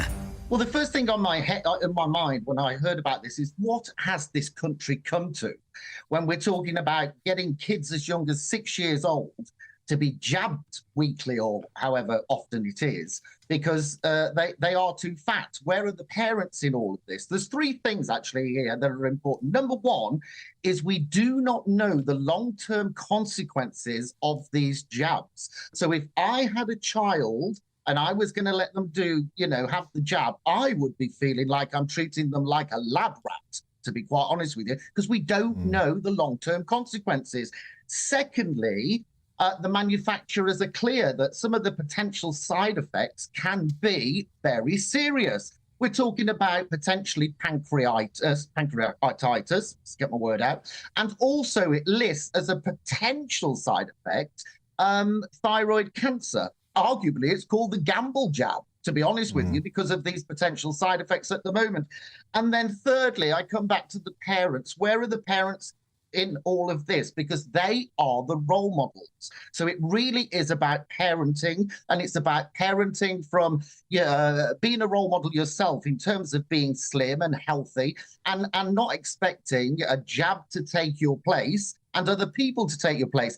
If you have children, they are your responsibility. Think before you breed. The other thing you need to remember with this is when you stop taking that jab, it is highly likely that you're going to put all the weight back on. Now, the thought of a child of 6 years of age, starting with that jab, conditioning them mentally to live with that jab, as far as I'm concerned, is absolutely not on. GB News, the People's Channel.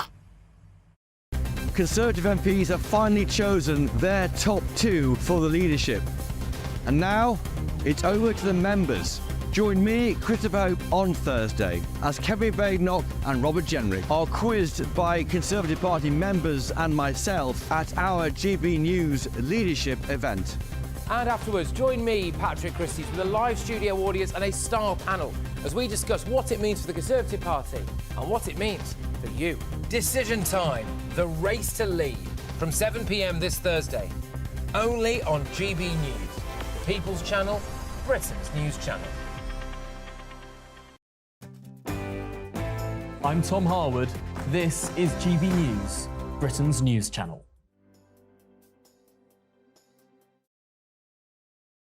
Conservative MPs have finally chosen their top two for the leadership. And now, it's over to the members. Join me, Christopher Hope, on Thursday as Kevin Badenoch and Robert Jenrick are quizzed by Conservative Party members and myself at our GB News leadership event. And afterwards, join me, Patrick Christys, with a live studio audience and a star panel as we discuss what it means for the Conservative Party and what it means for you. Decision time, the race to lead, from 7 p.m. this Thursday, only on GB News, the People's Channel, Britain's news channel.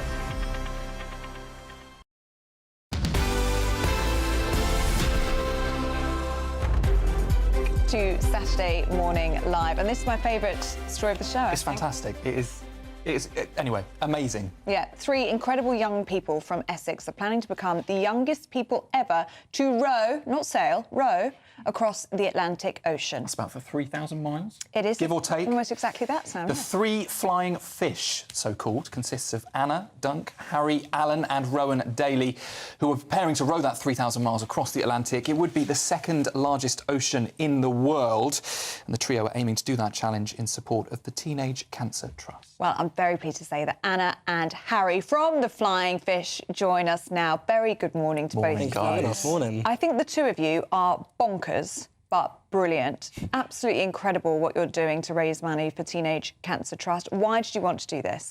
So our third person, Rowan, his friend actually died. So when he was in secondary school, I believe, one of his peers passed away, and Teenage Cancer Trust supported them and their family a lot. So it was definitely the right charity.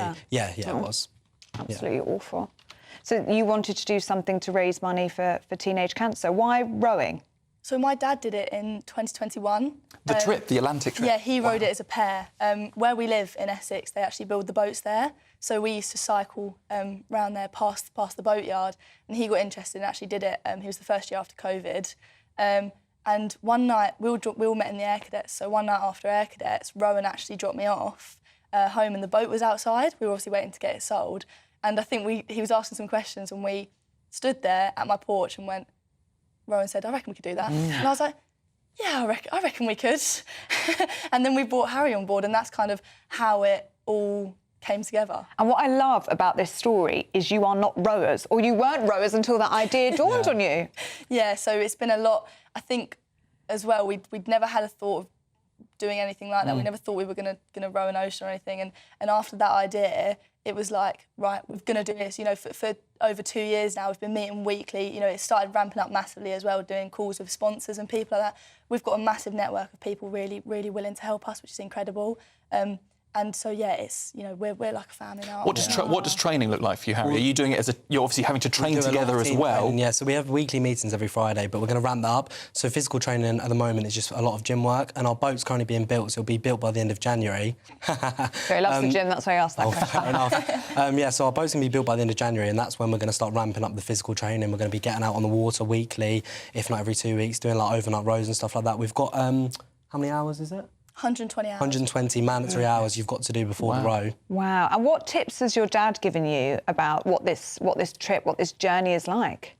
He tells me to get on the rower. That's the biggest thing. Get practicing, Get on the rowing machine. Stop being lazy. Have you got one at home? Yeah, we do. Good. Yeah. But as well, I think he's really happy because he's able to see. Obviously, he's done it, and now I'm doing it as well. So I hope he's proud of me. He will be so proud of you, and he's passing the baton, isn't he? Yeah. Because I imagine as well. I mean, you can physically train as much as you like, and I'm sure you guys are going to be working incredibly hard over the next year or so. But it's such a mental challenge as well, a lot of isn't it's it? mental training. So we do a lot of team cohesion and a lot of conflict management. Obviously, when you're on the water, we're going to be out for like 40 to 60 days. So we are going to get in a lot of arguments. It's inevitable. So we're going to have to work out how we can sort of manage the conflict here, because you can't just run away and lock yourself in your bedroom because you're on a tiny boat. There's nowhere to go. Yeah, exactly. What is the living arrangement like on the boat? So there's 2 cabins. There's a front and a back cabin, and someone will always be rowing. So we're going to do, I think we're going to do 3 hours on, 2 hours off, and you constantly moving all the time. The boat has to be moving, otherwise you'll drift. Yeah. What's the structure within the team? The 3 of you, is one person very clearly the boss? I think with us, again, with conflict management, as we're all young people, I'm really stubborn. Right? And my mum will be proud that I've admitted that on TV. But I don't like being told what to do. And I think we all kind of like having our own freedom and stuff like that. And some teams have skippers. I think when you're older, you're more than happy to sit back and say, you take control, you've got more experience. Whereas we're like, we want to know everything about everything, all of us, so we can all do things as a team. Yeah, our whole point, some people row the ocean to row the ocean. Our whole campaign is about inspiring the youth of today and showing kids these days to push boundaries and try new things, and they can do what they want to do if they just put their mind to it. Well, you are certainly doing that. You are such an inspiration to not only the teenagers of today, but all of us here, and I'm sure everybody watching at home. If people are watching and they want to support you, do you have a we've got GoFundMe page social media platforms at Great. The Free Flying Fish. That's Facebook, Instagram and TikTok, and our GoFundMe links in all of the bios on there. Fantastic. Perfect. And Anna, just before you go, we've been talking about McDonald's all morning, and I hear you work at McDonald's. Is this right? Yeah, I think it's the best job ever. It's very good. I love it. No McDonald's on the boat, though. What are you going to do? I don't think I'm going to be able to live.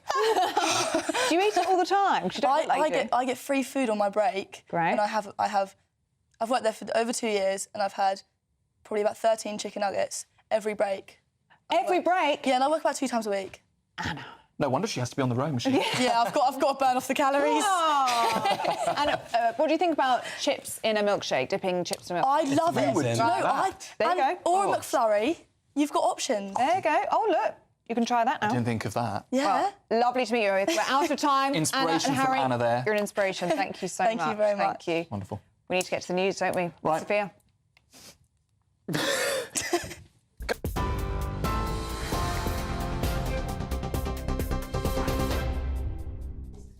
It's 11:33. These are your headlines from the GB newsroom. It's 100 days since Labour's landslide win at the general election in July, but Sir Keir Starmer won't spend the day celebrating. When his spokesperson was asked ahead of the big day if the Prime Minister thought it had been a successful start, he said it's up to the public to decide that. Meanwhile, Sir Keir says it's been very tough to keep time free for family since becoming Prime Minister. Speaking in an interview with BBC Newscast, he admitted he's faced choppy days in his first 3 months as Prime Minister. Look, along the way, this was bumps and side winds, which, I prefer we hadn't bumped into and been pushed by. But Such as? We've had headwinds of, as I say, donation staff. I've had headwinds of the riots and disorder suddenly in the middle of the summer when I thought, right, I just need to get off for that week's holiday. We had terrible riots going on, and the situation internationally has been a sort of constant sort of pressure in terms of the decision-making that we've had to do. The Prime Minister also rebuked his Transport Secretary's criticism of the Dubai-based owner of P&O Ferries. Louise Haigh described P&O as a rogue operator and urged consumers to take part in a boycott.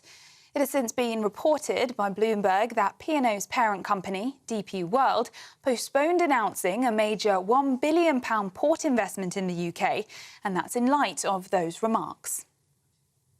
Now, Israel has been condemned by the UK government after 2 UN peacekeepers were attacked in southern Lebanon yesterday. Downing Street has reiterated calls for an immediate ceasefire across the Middle East. EU member states Italy, France and Spain have jointly criticised Israel's latest actions as a violation of international law, while the US is urging Israel to stop firing at UN peacekeepers during its conflict with Hezbollah in Lebanon. Those are the latest GB News headlines. More in half an hour. For the very latest GB News direct to your smartphone, sign up to News Alerts by scanning the QR code or go to gbnews.com/alerts.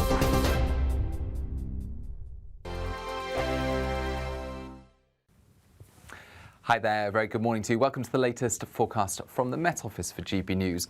It's a chilly start this weekend and there is some showery rain for many of us, but brighter skies will emerge later and tomorrow's looking mostly fine. Now, the wettest and breeziest place through the day will be across Scotland and Northern Ireland, although the more persistent rain will tend to sink south into Northern England and North Wales later, whilst another area of showers moves through the Midlands, East Anglia and the South East. In between, some sunny spells, but it's going to feel cold, particularly where we've got the showers and the breeze in the north. Some snow over the tops of the Scottish mountains as we end the day, but otherwise showers do tend to become fewer and there'll be more lengthy clear spells breaking out by the time the sun starts going down.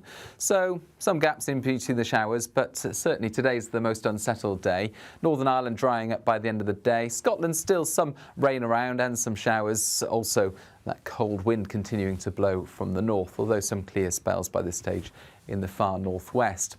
Overnight, we'll see the showers tending to drift south and east across the country, lengthy clear skies emerging, and by the end of the night, most places away from the far north and far east will be dry with lighter winds as well. As a result, it's going to be a chilly night with temperatures by dawn down into the low single figures in many, or even a little below -2 to -4 Celsius possible for some sheltered parts of Scotland. Milder in the far southwest, but turning increasingly cloudy here as the next Atlantic system starts to approach. But that's going to hold off for much of the day. I think for most it's a dry and bright day.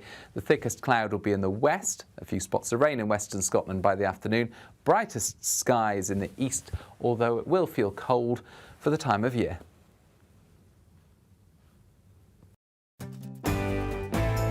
Hello there, I'm Eamon Holmes. Thank you for joining us on GB News, Britain's news channel. Every Saturday, 10 till 12, we'll bring you all of the news that you need to know. We'll also remind you that there is so much to smile about. It's my favourite time of the week. I get to relax, enjoy some light-hearted stories, and let Ellie teach me about fashion too. That's Saturday Morning Live, every Saturday, 10 till 12. Only on GB News, Britain's news channel. Welcome to State of the Nation, daily plunge into the stories shaping our country. I'm Jacob Rees-Mogg, and Monday to Thursday we bring you the insights, the facts, the truth about how our country is being governed. Because what happens in Downing Street matters down your street. Tune in to State of the Nation every Monday to Thursday, 8 to 9 o'clock. Only on GB News, the People's Channel, Britain's news channel.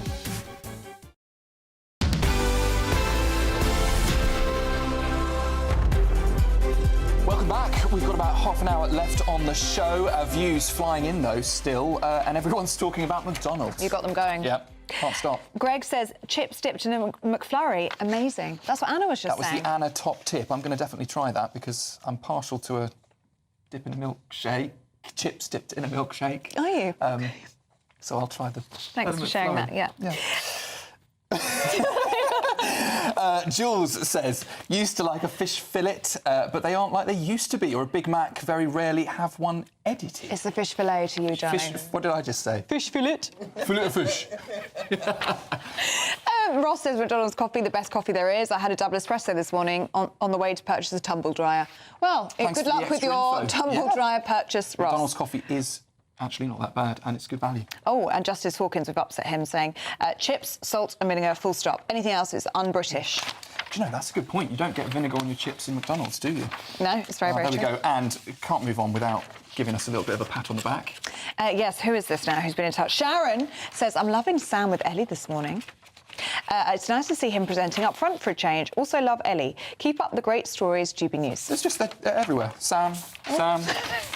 Just compliments flying in this morning, and lots of comments on the Keep them coming in. gbnews.com/yoursay. Got more great stories coming our way now, don't we? We do indeed. Our showbiz journalist Steffi Tecci is with us. Hello, hi Sam. And Ellie. Love you. Hacking the system with all the comments. Oh dear. Should we start with Elton? Yeah. So at the moment we have the London Film Festival, and one of the films that people have been talking about the most is Sir Elton's new Disney Plus documentary called Never Too Late. We've got a quick little trailer here for people at home to watch. I was still very naive. I didn't know I was gay. It's people were gay there in the closet. I was desperately wanting happiness and going completely the wrong way about it. I was going to say, we need a rendition. Oh my gosh, See, love my favourite Elton is Are you ready? Are you ready for love? Yeah, yes, I am. Oh, yes, Yeah, he love that is. Well, this documentary focuses on his career over the last 50 years, and it's directed by co-directed by his husband, David Furnish. In the documentary, which is going to be hit cinemas this week and on Disney Plus in December, he talks about mortality. At the age of 77, Sir Elton John has said he started thinking about how much time has he really got left. He's got two sons, one's 11, one's 13, and he says, you know, I would love to see them get married. I would love to be there, but realistically, I don't think I'll be here to see those things. You know, he's faced so many health battles, knee replacements, hip replacements, prostate cancer this year. He was talking about having limited eye vision. So I think, you know, at the age of 77, Elton John is saying death is quite real for him, and it's quite sad to hear stuff like that. I don't know how you can make death look or feel positive about it, but I guess, you know, through all the health battles he's gone through, it's something that is at the front of his mind, but he's still standing, guys. We still have Elton today. And what a life to have lived, though, as well, at 77. Definitely. And a career, 50 years. You know, a lot of musicians these days, they don't have the full shebang of a 50-year career. So, you know, to have him, I actually give him that legendary status, and it's well-deserved, and his music speaks for itself. And the documentary has received mixed reception, but I think people should still watch it. You were saying he would be up there with your top. I think he is one of my favourite artists ever. Yeah. You know, I love Taylor Swift, but I think Elton John is a legend. And his voice. Legend. Don't touch me like that, I said that. But no, he is absolutely incredible. He is. Should we talk about P. Diddy? Latest P. Diddy, you know, he has had a big falling from grace. He's currently been jailed in a detention centre in New York, but this week he came out for his first court case, and he will begin his trial next May. So he's facing 3 counts of racketeering and sex trafficking. So at the moment, P. Diddy's facing a minimum sentence of 15 years to life imprisonment. The reason why he is facing these charges of these sordid parties apparently he used to hold called freak-offs, where apparently a lot of sexual... Freak-offs. We don't want to know about it, but apparently it was to do with a lot of sexual activities being filmed on camera. So next year, this is going to be the biggest showbiz court case story there is. It's following Harvey Weinstein, so you're really seeing some big Hollywood figures falling from grace. And there were pictures this maybe it was even yesterday, of him leaving court with family, friends. His mother had flown in apparently to attend, and they all look relatively... They're trying to support him and keep his spirits up because they refuse bail for him, so he won't be able to leave jail. And for them, that's all the time they're getting to see their father, like, in court. And this has been one of the most wealthiest hip-hop stars or music moguls we've had. So he's definitely, you know, on his face at the moment, but his family are still trying to support him through this controversy. So all eyes on May. Yes, it is. And Wagatha Christie just when we thought back in court. Ellie, just when we thought it was all over for these wags, they want to come back into court. It's actually 5 years since that text first came. 5 years, and it's almost 2 years since Rebecca Vardy lost a libel case against Colleen Rooney. But now she entered court this week because she says that Colleen's legal team are charging too much because she was ordered to pay 90% of Colleen's fees. She thought it would be around $541,000. Colleen's bill is $1.8 million. And so she's trying to, her team were trying to basically say Colleen's team have been guilty of misconduct and ramping up the finances, which a judge did not agree with this week, and she's been ordered to pay another £100,000. So I think, you know, she would have been best leaving it alone, but she clearly wants justice in this, but it's a financial dent maybe to her husband, Jamie Vardy. Yeah, it just seems that Rebecca Vardy won't let it lie. She won't. And it's so sad because it's a waste of money. I know they're rich, but there's no point of dragging it through the courts. The judge has already made their decision on this, and I think every time she goes, she ends up losing more money, and she looks like a sore loser, which is quite a shame of a case which has been going on for 5 years now. Pushing it. She just wants to constantly be in the papers. Seems that way. She does, and the judge has said, you know what, Colleen's team have acted perfectly normal. There's no misconduct on their side, so she's a sore loser once again. I remember being in court for Wagatha Christie Part 1, and Colleen Rooney, who we're seeing on the screen now, just said, I don't even want to be here. I've literally been brought here by Rebecca Vardy. I was happy to leave things where they were, but it was Rebecca Vardy that wanted her day in court, didn't go her way. Yeah. It seems like we're here again. It's just really sad, I just think, for two grown women to have their lives splattered across the media in this way, and they both have families, young families, and as I said, it's a waste of money which can go elsewhere. Yeah. So it's a shame, but the case will continue next year. OK. Steph, good to see you. Wonderful. Thank you, guys. Thank you very much. Great. Well, still to come, how scent games are better than ball-chasing games for a dog's health. Only on Saturday Morning Live. Don't go anywhere.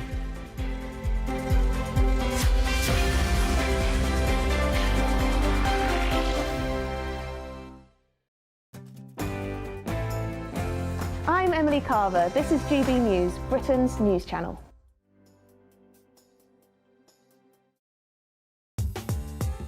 I'm Christopher Hope. From pop stars to politicians, I'll interview anybody in a pub who's got a political opinion. Join me every Friday on Spotify, Apple Podcasts, YouTube or gbnews.com, or wherever you get your podcasts.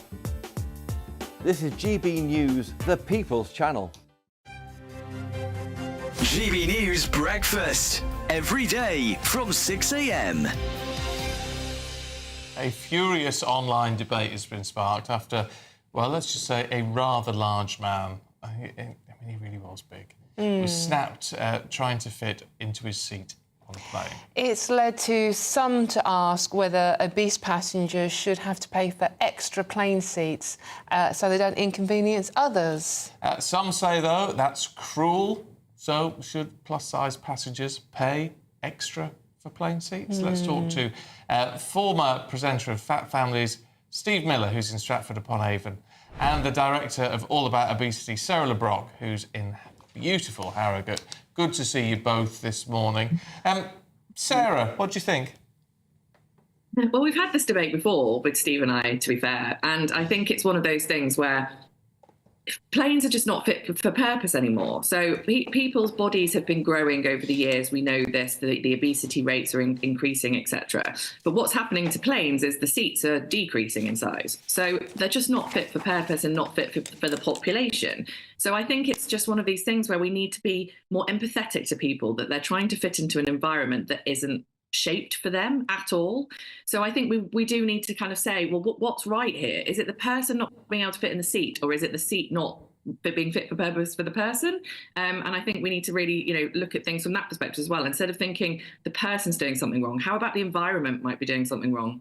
Steve? It's not about blaming, but the message you can't put out, in my opinion, is that it's okay to be obese and don't worry about it. You see, what I'm saying here is free plane seats. If you're offering free plane seats, an extra seat, that's going to normalise obesity. GB News, the People's Channel. Join me, Nana Akwe, for an informative, interactive news programme with a difference. It's fun. No, you didn't say that, Dave. I'm so surprised. I think there's an element of truth to that. Join me from 3 p.m. every weekend, only on GB News, Britain's news channel. I'm Mark Dolan, and this is GB News, the People's Channel, Britain's news channel.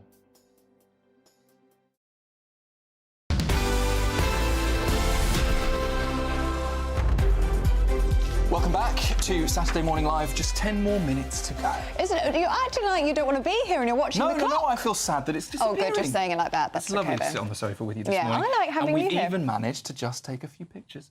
We have, yes. It's taken a while because you like to talk whilst we're taking pictures, don't you? So you struggle a little bit with the idea of smiling. We've had lots of compliments in this morning about you, Sam. Lots of people very happy to see you. We've had one in from, let me find Where did it go? I think where's it gone? Oh, here, Susan. Circled, starred and highlighted. Yes, by Sam himself. Reading through the comments, I get the impression that the handsome young Sam is putting a smile on a lot of older faces here this morning. Just older faces?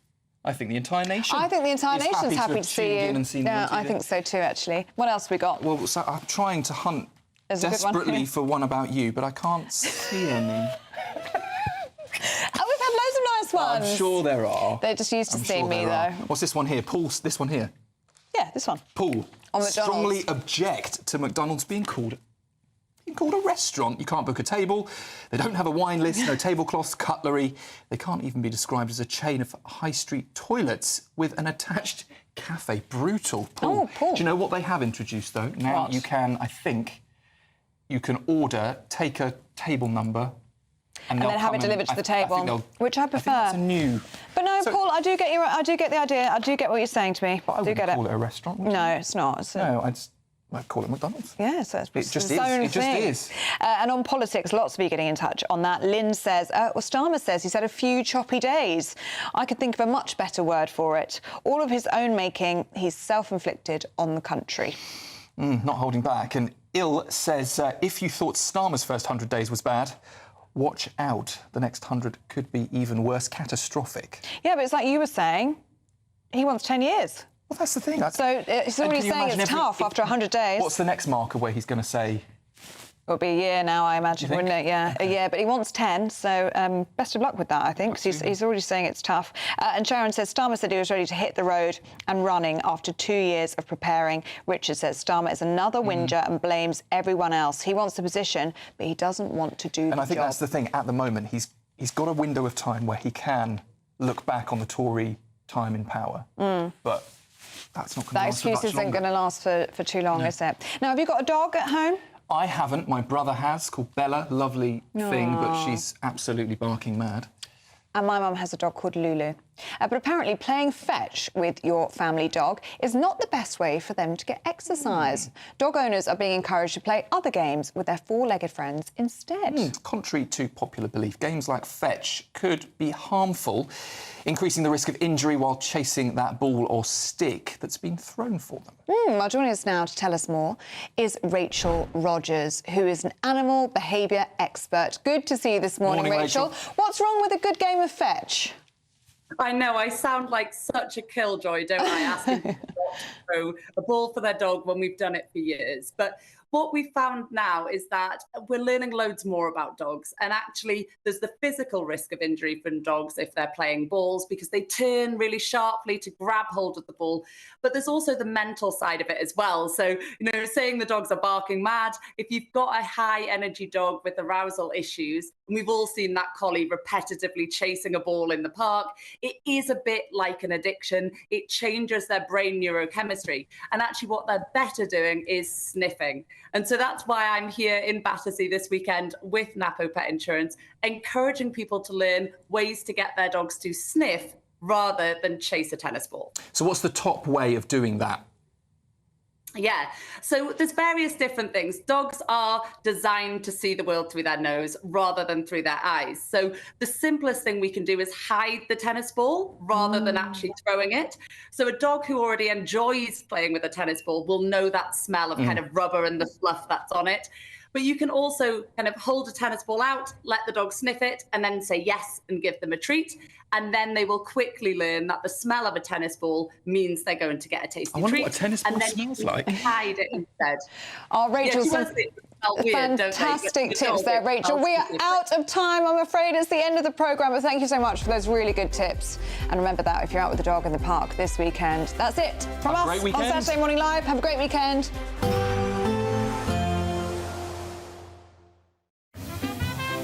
Heavy showers first thing will be followed by a warm, cosy day. Boxed boilers, sponsors of weather on GB News. Hello, here's your latest weather update from the Met Office for GB News. We're starting the weekend on an unsettled note, plenty of showers around, turning chilly tonight as skies clear, and then a mostly fine day in store across the UK tomorrow. Low pressure in charge centred towards the north of the UK. That's bringing us the fairly unsettled weather today. Most of the showers are, as I say, are towards the north of the UK. So as we head into the afternoon, a pretty unsettled picture across Scotland, Northern Ireland and the north of England. Outbreaks of rain, a brisk northerly breeze, even a bit of snow across the mountains of Scotland. Whereas across England and Wales, the showers are more scattered, a bit more in the way of sunshine at times, particularly across the parts of the Midlands, down towards the southwest of England. Wherever you are, though, temperatures are struggling, no better than 9 or 10 degrees towards the north, up to 14 or 15 at best towards the south and southeast. As we head into the latter stages of the day, then we'll hold on to quite a few showers across the north of the UK. Plenty of showers feeding in across Scotland in that brisk northerly breeze. Still some winteriness across the mountain tops of Scotland there, and temperatures really struggling, no better than 7 or 8 degrees in 1 or 2 spots. Across Northern Ireland and the north of England, the showers are a little bit more scattered, so some sunshine to end the day. Whereas across England and Wales, again, some clear spells and a scattering of showers too. As we head into the evening and through the overnight period, those showers will start to pull away towards the east of the UK, allowing skies to clear from the west. The last of the showers continuing towards the north and northeast, still a few coming in across the parts of Scotland there, still wintry across the highest ground. But with the clear skies across many parts, it will turn quite chilly by Sunday morning. A touch of frost, certainly towards the north of the UK. Here temperatures a little bit below freezing, holding a few degrees above zero though towards the south of the UK. As for Sunday, well, it's a case of sunshine and showers towards the far north and east of the UK. Those showers continuing to feed in across the northeast of Scotland.